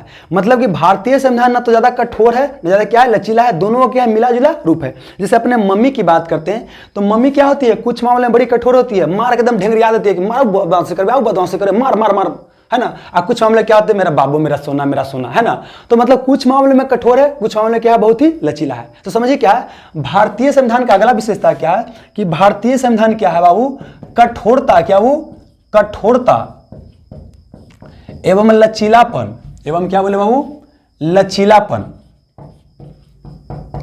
लचीलापन का सामंजस्य है। क्या वो सामंजस्य है, मतलब कठोर भी कुछ मामले, कुछ मामले क्या है, लचीला है। मतलब इसका मतलब हो गया कि देखिए अगर भारतीय संविधान है, मान लेते बाबू क्या, ये भारतीय संविधान कोई प्रावधान इसमें लिखा गया है, अगर इसको संशोधन करना बड़ा ही मुश्किल टास्क है तो इसको बोलते हैं कि भारतीय संविधान क्या बहुत ही कठोर है। लेकिन अगर इसको आसानी से संशोधन कर देते हैं तो इसको क्या बोलते हैं बाबू कि बहुत ही क्या है, लचीला है। जैसे आपने एक रूटीन बनाया और रूटीन क्या है, लकीर के फकीर है, सलमान खान वाला, कि मैंने अगर एक बार कमिटमेंट कर लिया तो मैं खुद की भी नहीं सुनता।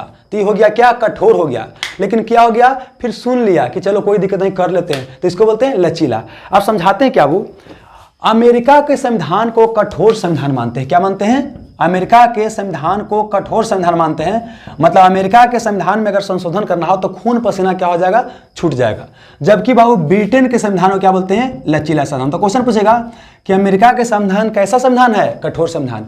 ब्रिटेन के संविधान कैसा संविधान है बाबू, लचीला संविधान। अब भारत का संविधान कैसा है, तो भारत का संविधान कुछ मामले में कठोर भी है और कुछ मामले में क्या है, लचीला है। मतलब कुछ प्रावधान को आसानी से संशोधन कर सकते हैं। जैसे देखिए बिहार के काट के बाबू क्या बना दिया गया, झारखंड। तो मतलब कि संशोधन हो गया ना जी। उस तरह से क्या है कि मान लीजिए बिहार का नाम बाहर करना है तो नाम भी चेंज किया जा सकता है, आसानी से किया जा सकता है। लेकिन हमारे यहाँ जब जीएसटी लाया गया, गुड्स एंड सर्विस टैक्स लाया गया, तो उसमें क्या है वो पसीना छूट गया लाने के लिए, तो इसको बोलते हैं क्या है, कठोर है। तो हम क्या देखते हैं, कुछ मामले में कठोर है, कुछ मामले में क्या है आपका लचीला है। तो भारतीय संविधान क्या है, दोनों का मिला जुला रूप है। तो भारतीय संविधान इसका कॉपी किसका कॉपी है, तो दोनों का क्या है, मिला जुला बाबू आपका रूप है। अगला क्या बाबू है कि भारत में क्या है, स्वतंत्र न्यायपालिका। कुछ देर पहले मैं बताया हूं बाबू कि भारत में क्या है, न्यायपालिका कार्यपालिका से क्या है, स्वतंत्र। जैसे क्या बोले कि सरकार को चलाने के लिए बाबू, लोकतंत्र को चलाने के लिए 3 अंग होता है। विधायिका विधि बनाएगा, कार्यपालिका लागू करेगा, न्यायपालिका करेगा जांच करेगा और दंडित करेगा। तो हमारे यहाँ क्या है, न्यायपालिका जो होता है सरकार से स्वतंत्र होकर कार्य करता है। बोल सकते हैं कार्यपालिका से क्या होता है, स्वतंत्र होकर कार्य करता है। और इसका वर्णन है अनुच्छेद बाबू 50 में। क्या वो अनुच्छेद 50 में 50-50 में क्या है, वर्णन है। और साथ ही क्या है कि हमारे न्यायपालिका क्या है, एकीकृत है, एकीकृत है। तो ये तो समझ में आ गया स्वतंत्र न्यायपालिका क्या होता है, कि सरकार से बोल सकते हैं कार्यपालिका से अलग होकर कार्य करता है। ये जरूरी भी है, नहीं तो बाबू जनता को न्याय नहीं मिलेगा। अब एकीकृत का मतलब क्या होता है, तो समझाते हैं क्या है कि जैसे मान लेते कि आपका क्या हो गया, भारत हो गया, ये क्या हो गया, भारत हो गया। तो हम क्या देखते हैं बाबू, भारत में न्यायपालिका का सिस्टम क्या है बाबू, तो भारत में न्यायपालिका का सिस्टम क्या है कि एक बाबू क्या हो गया, बिहार में मान लीजिए पटना हाई कोर्ट है, और अगला क्या हो गया बाबू, दिल्ली में क्या हो गया, मेन आपका सुप्रीम कोर्ट हो गया। तो हमारे यहाँ सिस्टम क्या है कि सबसे ऊपर क्या हो जाएगा, सुप्रीम कोर्ट, मतलब सबसे ऊपर क्या हो जाएगा, सर्वोच्च न्यायालय, और उसके नीचे क्या हो जाएगा, हाई कोर्ट हो जाएगा, और उसके नीचे क्या हो गया, सब ऑर्डिनेट कोर्ट हो जाएगा। इसी को हिंदी में बोलेंगे कि सबसे ऊपर क्या हो जाएगा, सर्वोच्च न्यायालय, क्या हो जाएगा बाबू, सर्वोच्च न्यायालय हो जाएगा, और उसके नीचे क्या हो जाएगा, उच्च न्यायालय, इसके नीचे क्या हो जाएगा, अधीनस्थ न्यायालय। अब समझना हमारे यहाँ सिस्टम क्या है, इसके नीचे ई है, इसके नीचे ई है, मतलब हमारे यहाँ क्या है कि अगर आपको समझिए बिहार के आप हैं तो सबसे पहले लोअर कोर्ट में जाइएगा, अगर कोई केस हो जाएगा तो सबसे लास्ट में आप कहाँ जा सकते हैं, सबसे लास्ट में आप जा सकते हैं वो दिल्ली के जो सुप्रीम कोर्ट है वहां पर जा सकते हैं। मतलब बोल सकते हैं कि हमारे यहाँ क्या हो कि न्यायपालिका एकीकृत है, मतलब सब एक दूसरे क्या है, अंदर में है। सुप्रीम कोर्ट सबसे ऊपर में है, सुनवाई का, अपील का सबसे उच्च न्यायालय कौन हो गया, तो सर्वोच्च न्यायालय हो गया, उसके नीचे उच्च न्यायालय हो गया, और उसके नीचे अधीनस्थ न्यायालय हो गया। लेकिन अमेरिका में सिस्टम अलग है।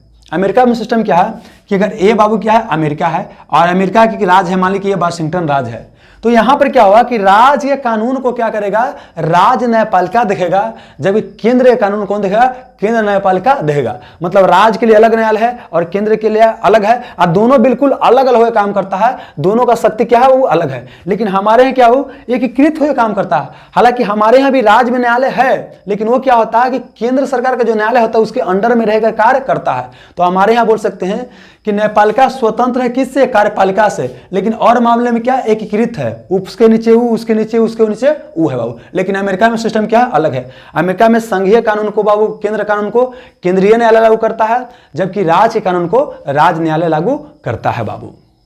अब देखिए अगला भारतीय संविधान का विशेषता क्या है, बताते हैं दोस्त। अगला विशेषता क्या है कि हमने क्या अपनाया है, संसदीय सर्वोच्चता। क्या वो, संसदीय सर्वोच्चता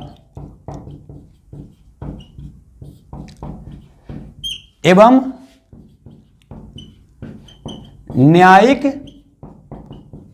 सर्वोच्चता के सामंजस्य को। जैसे यहां पर हमने क्या बताया कि हमने कठोरता और लचीलता दोनों को अपनाया है, वैसे ही क्या होता है ब्रिटेन में, क्या होता है ना दोस्त, ब्रिटेन जिसको इंग्लैंड बोले, जो हमारे ऊपर शासन कर रहा था, वहां पर क्या है, संसद किसी भी तरह कानून बना सकती है।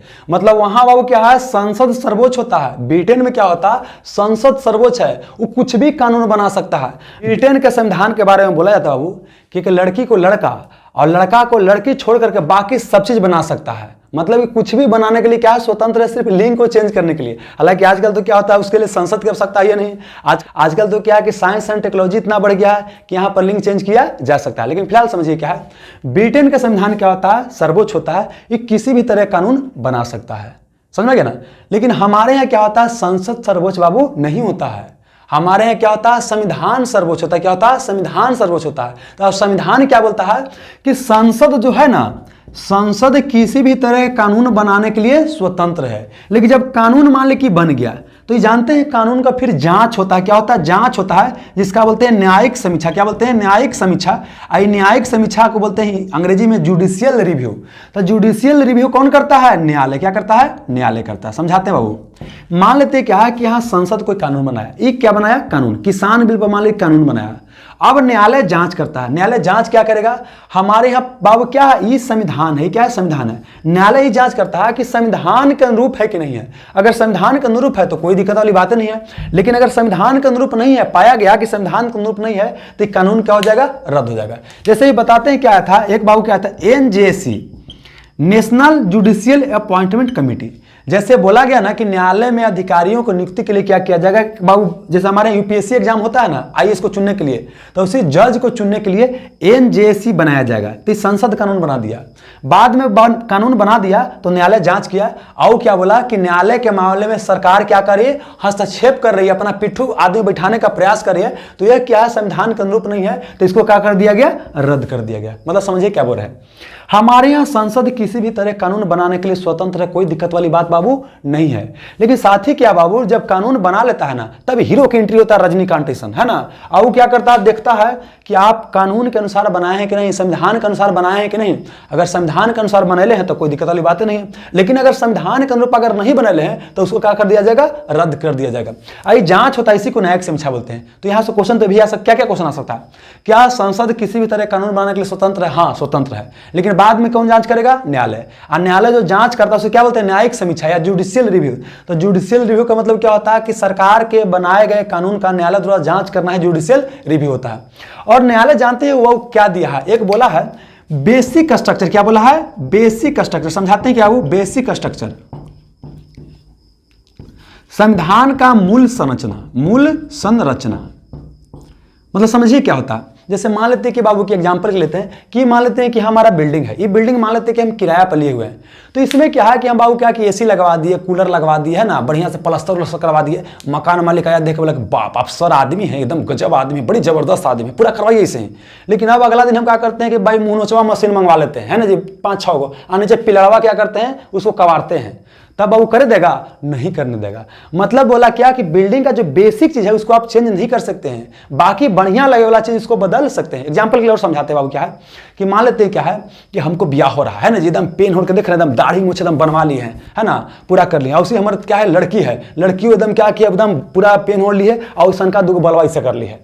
अब कोई क्या बोलता है कि बलवा तो इसे छील लो, बलवा इसे क्या करो छील लो, तो उसे करेगा जी? नहीं करेगी। मतलब क्या है, लड़की के सुंदर करने वाला, लड़का को सुंदर करने वाला चीज को जोड़ा जा सकता है, वो बेसिक चीज है, जोड़ा जा सकता है, लेकिन खराब करने वाला चीज नहीं जोड़ा जा सकता है। और उसी भारतीय संविधान में क्या है कंसेप्ट दिया है मूल संरचना या बेसिक स्ट्रक्चर का।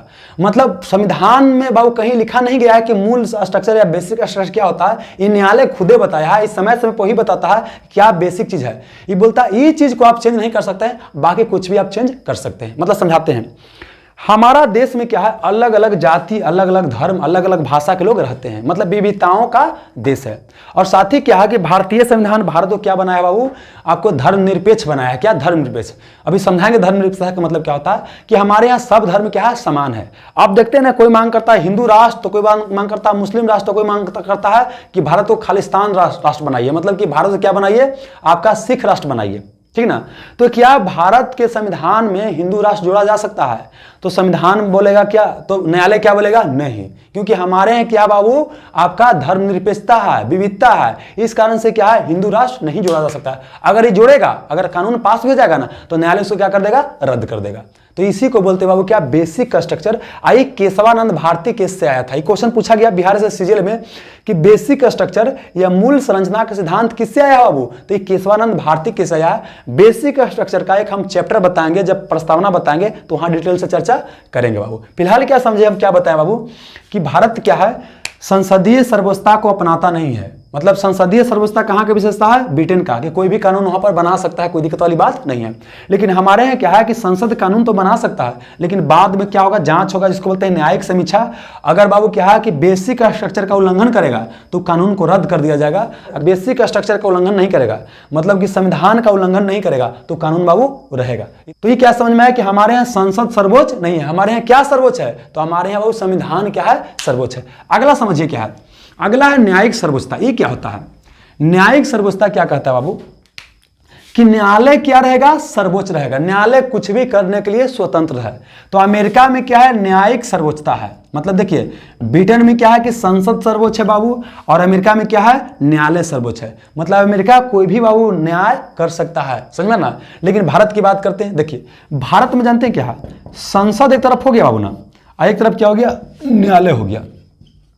ये दोनों क्या करता है? अपना अपना क्षेत्र में रह करके बाबू काम करता है। मतलब क्या है कि संसद किसी भी कानून बनाने के लिए स्वतंत्र है, अब बाबू न्यायालय क्या है? किसी भी तरह का जांच करने के लिए स्वतंत्र है। मतलब ये भी स्वतंत्र है, ये भी स्वतंत्र है। ये कुछ कानून बना सकता है, लेकिन कुछ जांच कर सकता है। तो हमारे यहाँ क्या है? दोनों का बोल सकते हैं कि सामंजस्य है, दोनों क्या है बाबू बैलेंस करके रखा गया है। तो हमारे यहाँ क्या है? संसदीय सर्वोच्चता एवं क्या है न्यायिक सर्वोच्चता का क्या हो? सामंजस्य है। ना हमारे यहाँ संसद सर्वोच्च है और नहीं क्या है? न्यायालय सर्वोच्च है। हमारे यहाँ कौन सर्वोच्च है बाबू? संविधान। और संविधान के तहत बाबू क्या है कि संसद को भी पावर मिला हुआ है और न्यायालय को भी पावर मिला हुआ है।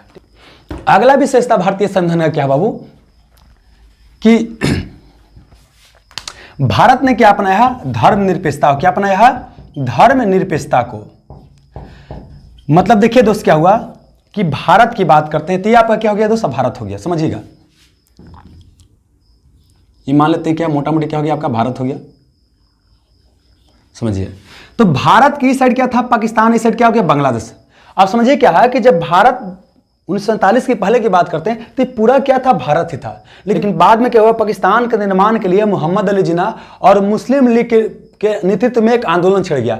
बोला कि यहाँ पर मुस्लिम ज़्यादा है, यहाँ पर मुस्लिम क्या है, ज़्यादा है, तो यहाँ पर मुस्लिम को लेकर के पाकिस्तान देश बनाया जाए। तो यहाँ पर ही बन गया पाकिस्तान, यहाँ पर ही पाकिस्तान बन गया।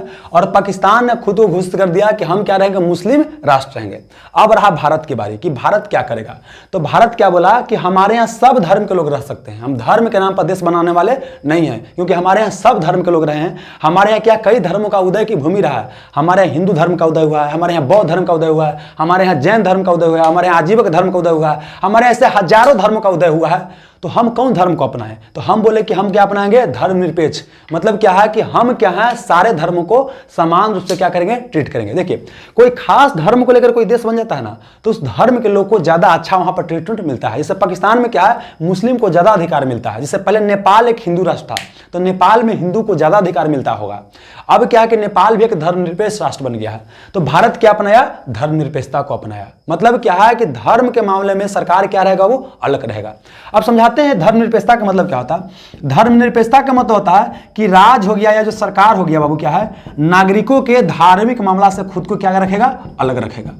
और साथ ही क्या है कि सरकार या राज के मामले क्या होगा, सारा धर्म क्या होगा, समान होगा। समझ में गया। अब यहां से कंसेप्ट क्या समझना ना, नकारात्मक धर्मनिरपेक्षता और सकारात्मक धर्मनिरपेक्षता। समझे क्या है, जो बाबू यूरोप की बात, यहां हमारा भारत हो गया ना, इस साइड में क्या हो गया, ब्रिटेन हो गया, मतलब पूरा यूरोप की बात करते हैं। यहां पर क्या हो गया, अमेरिका इत्यादि हो गया। तो जितना ही सब यूरोप और अमेरिकी देश है बाबू ना, वहां पर क्या है ना कि राज हो गया, या जो बोल सकते हैं सरकार हो गया, क्या हो गया, सरकार हो गया, वो जनता के धार्मिक मामला से बिल्कुल खुद को अलग रखता है। मतलब कि जनता के जो धार्मिक मामला है ओकरा में ना किसी तरह के हस्तक्षेप करता है, ना किसी तरह के सहयोग करता है। मतलब ना हस्तक्षेप करेगा ना सहयोग करेगा। वो क्या कहता है वहां के सरकार कि आपका धार्मिक मामला है, आप अपने घर में मनाइए, मतलब हमको कोई लेना देना नहीं, आप क्या कीजिए क्या नहीं कीजिएगा, धर्म से कोई लेना देना है ये नहीं है। तो इसको बोलते हैं क्या, नकारात्मक धर्मनिरपेक्षता। मतलब धर्म के मामले में बिल्कुल एकदम न्यूट्रल है, कुछ पता नहीं चल रहा है। लेकिन हमारे यहाँ सिस्टम क्या है, अलग है। हमारे यहाँ सकारात्मक धर्मनिरपेक्षता है। हमारे यहाँ क्या होता है, देखिए, सरकार के नजर में, पहला समझिए क्या है, सरकार की नजर में सारा धर्म क्या है, समान है। सारा धर्म क्या, वो समान है, इक्वल है ना। लेकिन सरकार बिल्कुल खुद को धार्मिक मामला से अलग नहीं रखती है। सरकार क्या बाबू कि धर्मों को बढ़ाने का प्रयास करती है, सभी धर्मों का बढ़ाने का प्रयास करती है। अमेरिका यूरोप में क्या है कि यहां पर बाबू क्या है, बिल्कुल अलग रखती है। लेकिन हमारे यहाँ क्या है कि सब धर्मों को बढ़ाने का प्रयास करती है। मतलब हिंदू को भी बढ़ाएगा, मुस्लिम को भी बढ़ाएगा, ईसाई को भी, सबको बढ़ाएगा। अब देखिए क्या होता है, हमारे यहाँ देखते हैं कि मुस्लिम के लिए क्या माना जाता है कि मुस्लिमों को अपने जीवन काल में हज की यात्रा करना चाहिए। हज की यात्रा मतलब क्या होता है कि आपका भारत हो गया, यहाँ पर सऊदी अरब है, और सऊदी अरब में क्या है, एक जगह मक्का है, मक्का क्या है, मदीना है। तो यहाँ देखिए मुस्लिम धर्म के जो संस्थापक थे जिनका नाम था मोहम्मद साहब, वो मक्का से मदीना यात्रा किए थे और इस यात्रा को पवित्र माना जाता है। अब माना जाता है कि प्रत्येक मुस्लिम को एक बार यहाँ से यात्रा करना चाहिए। अब बताइए बाबू, बिहार के कोई मान लेते हैं या भारत में कोई बोल सकते हैं कहीं का मुस्लिम रहेगा, अगर इसको जाना है तो तनिका रुपया खर्चा होगा, बहुत रुपया खर्चा होगा, उतना औकात है ये नहीं, तो जा पाएगा नहीं। तो अब सरकार क्या बोलती है कि ऐसा करो, 1.5 लाख रुपया लग रहा है ना, तो 20,000 रुपया तुम लेकर के आओ, है ना, हम इधर से क्या करें, 1,30,000 रुपया दे देंगे। मतलब हम क्या बोलेंगे कि यहाँ पर सरकार क्या करेगा, धर्म में क्या दे रहा है, अनुदान दे रहा है, सब्सिडी दे रहा है। तो इसे नहीं लग रहा है कि मुस्लिम धर्म को बढ़ावा मिलेगा, बढ़ावा मिलेगा। अब देखिए इसी तरह से क्या होता है कि मान लेते हैं कि हिंदू धर्म की बात करते हैं, तो देखते हैं बाबा धाम होता है। तो बाबा धाम के दौरान क्या होता है, सरकार क्या करती है बाबू, कई तरह के अरेंजमेंट कर देती है। अमरनाथ की यात्रा होता है, वहां पर भी क्या होता है, सरकार कई तरह के सब्सिडी वगैरह देती है। तो मतलब क्या है कि हमारे यहाँ धर्मनिरपेक्षता का मतलब क्या है कि सरकार के नजर में सारा धर्म क्या है, समान है। और सरकार सभी धर्मों को बढ़ाने का समान रूप से प्रयास करेगी, कोई एक धर्म को ज्यादा नहीं, सब धर्म को बढ़ाने का समान रूप से क्या करेगी, प्रयास बाबू करेगी। तो क्वेश्चन पूछेगा कि हमारे यहाँ धर्मनिरपेक्षता, इसका मतलब क्या है। पहला क्या है, सरकार की नजर में सारा धर्म क्या है, समान है। अगला क्या कि सरकार सभी धर्मों को बढ़ाने का समान प्रयास करेगी। और इसको बोलते हैं कि हमने बाबू क्या है, सकारात्मक धर्मनिरपेक्षता को अपनाया है। जबकि बाबू यहाँ पर क्या होता है, सरकार यूरोप में और अमेरिका में क्या होता है कि सरकार और बाबू धर्म क्या होता है, जनता का बिल्कुल अलग होता है, कोई लेना देना नहीं होता है। इसको बोलते हैं नकारात्मक धर्मनिरपेक्षता बोलते हैं। अभी तक हमने जितना आपको प्रावधान बताया, इससे क्या लगता है कि भारत में क्या है, संविधान ही क्या बाबू सर्वोच्च है। संविधान के अनुरूप ही हमारे यहाँ क्या होता है, काम होता है। हमारे यहाँ जानते हैं कई लोग आएगा कई लोग जाएगा, लेकिन बाबू ये जो संविधान है यही हमारे यहाँ क्या सर्वोच्च है। जैसे अलग अलग धर्म में होता है बाबू ना, ये किसी धर्म में कुरान सर्वोच्च माना जाता है, किसी में कुछ माना जाता है। बाबू भारत में क्या है, ये बाबू जो किताब है जिसको संविधान बोलते हैं, यही क्या बाबू आपका सर्वोच्च है। समझ में गया। अब देखिए जो पूरा संविधान है बाबू ना, संविधान के जो पहला चैप्टर पढ़िएगा, संविधान का बाबू क्या होता है, पहला चैप्टर पढ़िएगा। जैसे आप लोग किताब वगैरह पढ़ते होंगे बाबू ना, तो किताब मान लें कि 10वां किताब है, तो किताब निकालते तो क्या लिखता है कि प्रस्तुत पुस्तक 10वां के फिजिक्स किताब का है, इसमें हम फलना फलना पढ़ेंगे। मतलब वो पहला पेज पढ़ने से क्या होता है, पूरा झांकी मिल जाता है किताब का। तो उससे क्या होता है कि बाबू संविधान के पहला पेज इसमें लिखा गया है कि हम भारत के लोग भारत को प्रभुत्व संपन्न बनाने के लिए, जो लिखा गया है ना, तो वो क्या है बाबू संविधान का क्या प्रस्तावना है या संविधान का परिचय पत्र है। इसको पढ़ लेंगे तो पूरा संविधान का हमारा सार मिल जाएगा। तो मतलब बोल सकते हैं कि भारतीय संविधान में क्या है, प्रस्तावना है ना। और प्रस्तावना क्या है, संविधान का परिचय पत्र है या संविधान का क्या है बाबू, सार है। अब देखिए प्रस्तावना से क्या क्या क्वेश्चन पूछेगा बाबू, प्रस्तावना से क्या क्या क्वेश्चन पूछेगा। प्रस्तावना को अंग्रेजी में बोलते हैं प्रीएम्बल। क्या बोलते हैं, प्रीएम्बल। प्रस्तावना को संविधान का परिचय पत्र बोलते हैं, प्रस्तावना को संविधान का सार बोलते हैं, या प्रस्तावना को क्या बोलते हैं, संविधान का समरी बोलते हैं। और देखिए क्या है, हमने जो प्रस्तावना अपनाया है ये अमेरिका के संविधान से अपना है। किससे बाबू, अमेरिका के संविधान से अपना है। मतलब अमेरिका में क्या देखिए कि वहाँ पर भी क्या है, जो संविधान बना है उसके ऊपर में वो समरी लिखा गया है और वही क्या किया बाबू, अपनाए हैं वहीं से। लेकिन इसका जो लिखने का स्टाइल है, भाषा बाबू ना, भाषा हमने ऑस्ट्रेलिया से अपनाया। कहाँ से अपनाया है, ऑस्ट्रेलिया से। दो क्वेश्चन पहला क्या पूछेगा बाबू कि प्रस्तावना हमने कहाँ से अपनाया है, तो प्रस्तावना हमने अमेरिका से अपनाया है। लेकिन प्रस्तावना का जो भाषा है ना, ये कहाँ से अपनाया है बाबू, ऑस्ट्रेलिया से अपनाया है। तो इसको आप याद रखिएगा। अब देखिए संविधान का प्रस्तावना पढ़ लेते हैं ना, तो आपको मोटा मोटी क्या होता है, पूरा संविधान के बारे में क्या होता है, आइडिया मिल जाता है। प्रस्तावना में जो भी शब्द लिखा गया उससे पता चल जाता है कि भाव हमारा संविधान का उद्देश्य क्या है। तो ये था भारतीय संविधान की विशेषता। तो हमने देखिए अभी तक यहाँ पर क्या क्या देखा, एक बार जल्दी से आपको रिकैप करवा देते हैं। वो हमने क्या देखा कि भारतीय संविधान का पहला विशेषता क्या है कि भारतीय संविधान विश्व का सबसे बड़ा लिखित संविधान है। संविधान दो प्रकार का होता है, वो एक लिखित होता है, लिखित होता है। ब्रिटेन का संविधान क्या लिखित है, जबकि अमेरिका का संविधान क्या पहला लिखित संविधान है। और भारत का संविधान क्या वो विश्व का सबसे बड़ा लिखित संविधान है। फिर बोले क्या हो कि हमारा संविधान क्या है, जीवित संविधान। मतलब भारतीय संविधान में समय के साथ संशोधन किया जा सकता है और संशोधन की प्रक्रिया हमने साउथ अफ्रीका से लिया गया है। अनुच्छेद 368 में क्या है, वर्णन है। और बाबू क्या बोले कि हमारे यहाँ संविधान क्या होता है, सर्वोच्च होता है। मतलब कि न बाप न भैया सबसे बड़ा रुपया वाला कहानी में क्या है बाबू, मतलब क्या है कि न योगी जी न मोदी जी, सबसे बड़ा कौन है, संविधान जी। फिर क्या बोले कि भारतीय संविधान में अलग अलग जगह से अलग अलग लिया गया है और सबसे ज्यादा प्रावधान लिया गया है भारत शासन अधिनियम 1935 से। इसलिए बोलते हैं बाबू क्या है कि भारतीय संविधान भारत शासन अधिनियम 1935 का कार्बन कॉपी है। अगला क्या बोले कि हमने एकल नागरिकता का प्रावधान अपनाया है और यह अपनाया है इंग्लैंड से, जबकि अमेरिका में क्या है, दोहरी नागरिकता है। आप एक बार में सिर्फ भारत नागरिक हो सकते हैं, राज्य का नहीं। साथ ही क्या है कि आप सिर्फ एक बार में भारत देश का नागरिक हो सकते हैं, विदेश का नहीं। फिर क्या बताया कि हमने मौलिक अधिकार को अपनाया है। मौलिक अधिकार को अमेरिका के संविधान से अपनाया है। भाग 3 में अनुच्छेद 12 से 35 तक इसका बाबू चर्चा है। शुरू में 7 मौलिक अधिकार था, वर्तमान में कितना है, 6 है। फिर क्या बोले बाबू कि हमने नीतिशक तत्व को क्या है, अपनाया है आयरलैंड के संविधान से। भाग 4 में 36 से क्या है, 51 में इसकी वर्णन है। फिर हमने क्या बताया बाबू कि हमारे संविधान में क्या है कि मूल संविधान में मौलिक कर्तव्य का उल्लेख नहीं था। बाद में इसको इंदिरा गांधी की सरकार द्वारा 42वां संविधान संशोधन 1976 के तहत संविधान में डाला गया था बाबू। सोवियत संघ के संविधान से लिया गया है। शुरू में मौलिक कर्तव्य की संख्या 10 था, वर्तमान में कितना हो गया, 11 हो गया। फिर क्या बताया कि हमने क्या अपनाया, संसदीय शासन प्रणाली को अपनाया है। हमने अध्यक्षीय शासन प्रणाली को नहीं अपनाया है। और संसदीय शासन प्रणाली हमने कहां से लिया, इंग्लैंड से। इसको बोलते हैं वेस्टमिंस्टर मॉडल बोलते हैं। फिर क्या बोले कि हमने संघात्मक शासन प्रणाली और एकात्मक शासन प्रणाली दोनों को अपनाया है। कुछ मामलों में संघात्मक, कुछ मामलों में क्या है, एकात्मक है बाबू। और फिर क्या बोले बाबू कि इसलिए भारत के संविधान को बोलते हैं अर्ध संघीय बोलते हैं। संघात्मक मतलब क्या होता है, शक्ति बंटेगा, एकात्मक मतलब शक्ति एक जगह आएगा।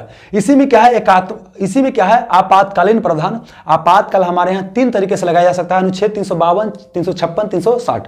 352 को राष्ट्रीय आपातकाल बोलते हैं बाबू, ये अब तक 3 बार प्रयोग हो चुका है, 62, 71, 75 बाबू। 2 बार युद्ध के आधार पर बाबू या बाह्य के आधार पर, और 75 वाला आंतरिक अशांति के आधार पर। वर्तमान समय में वो आंतरिक अशांति के आधार पर राष्ट्रीय आपातकाल नहीं लगाया जा सकता है, सशस्त्र विद्रोह के आधार पर लगाया जा सकता है। फिर बाबू क्या है 356 की बात करते हैं, इसको बाबू संवैधानिक आपातकाल बोलते हैं, ये राष्ट्रपति शासन बोलते हैं। सबसे ज्यादा बार दुरुपयोग इसी का हुआ है। सबसे पहले इसका प्रयोग हुआ था पंजाब में 1951 में।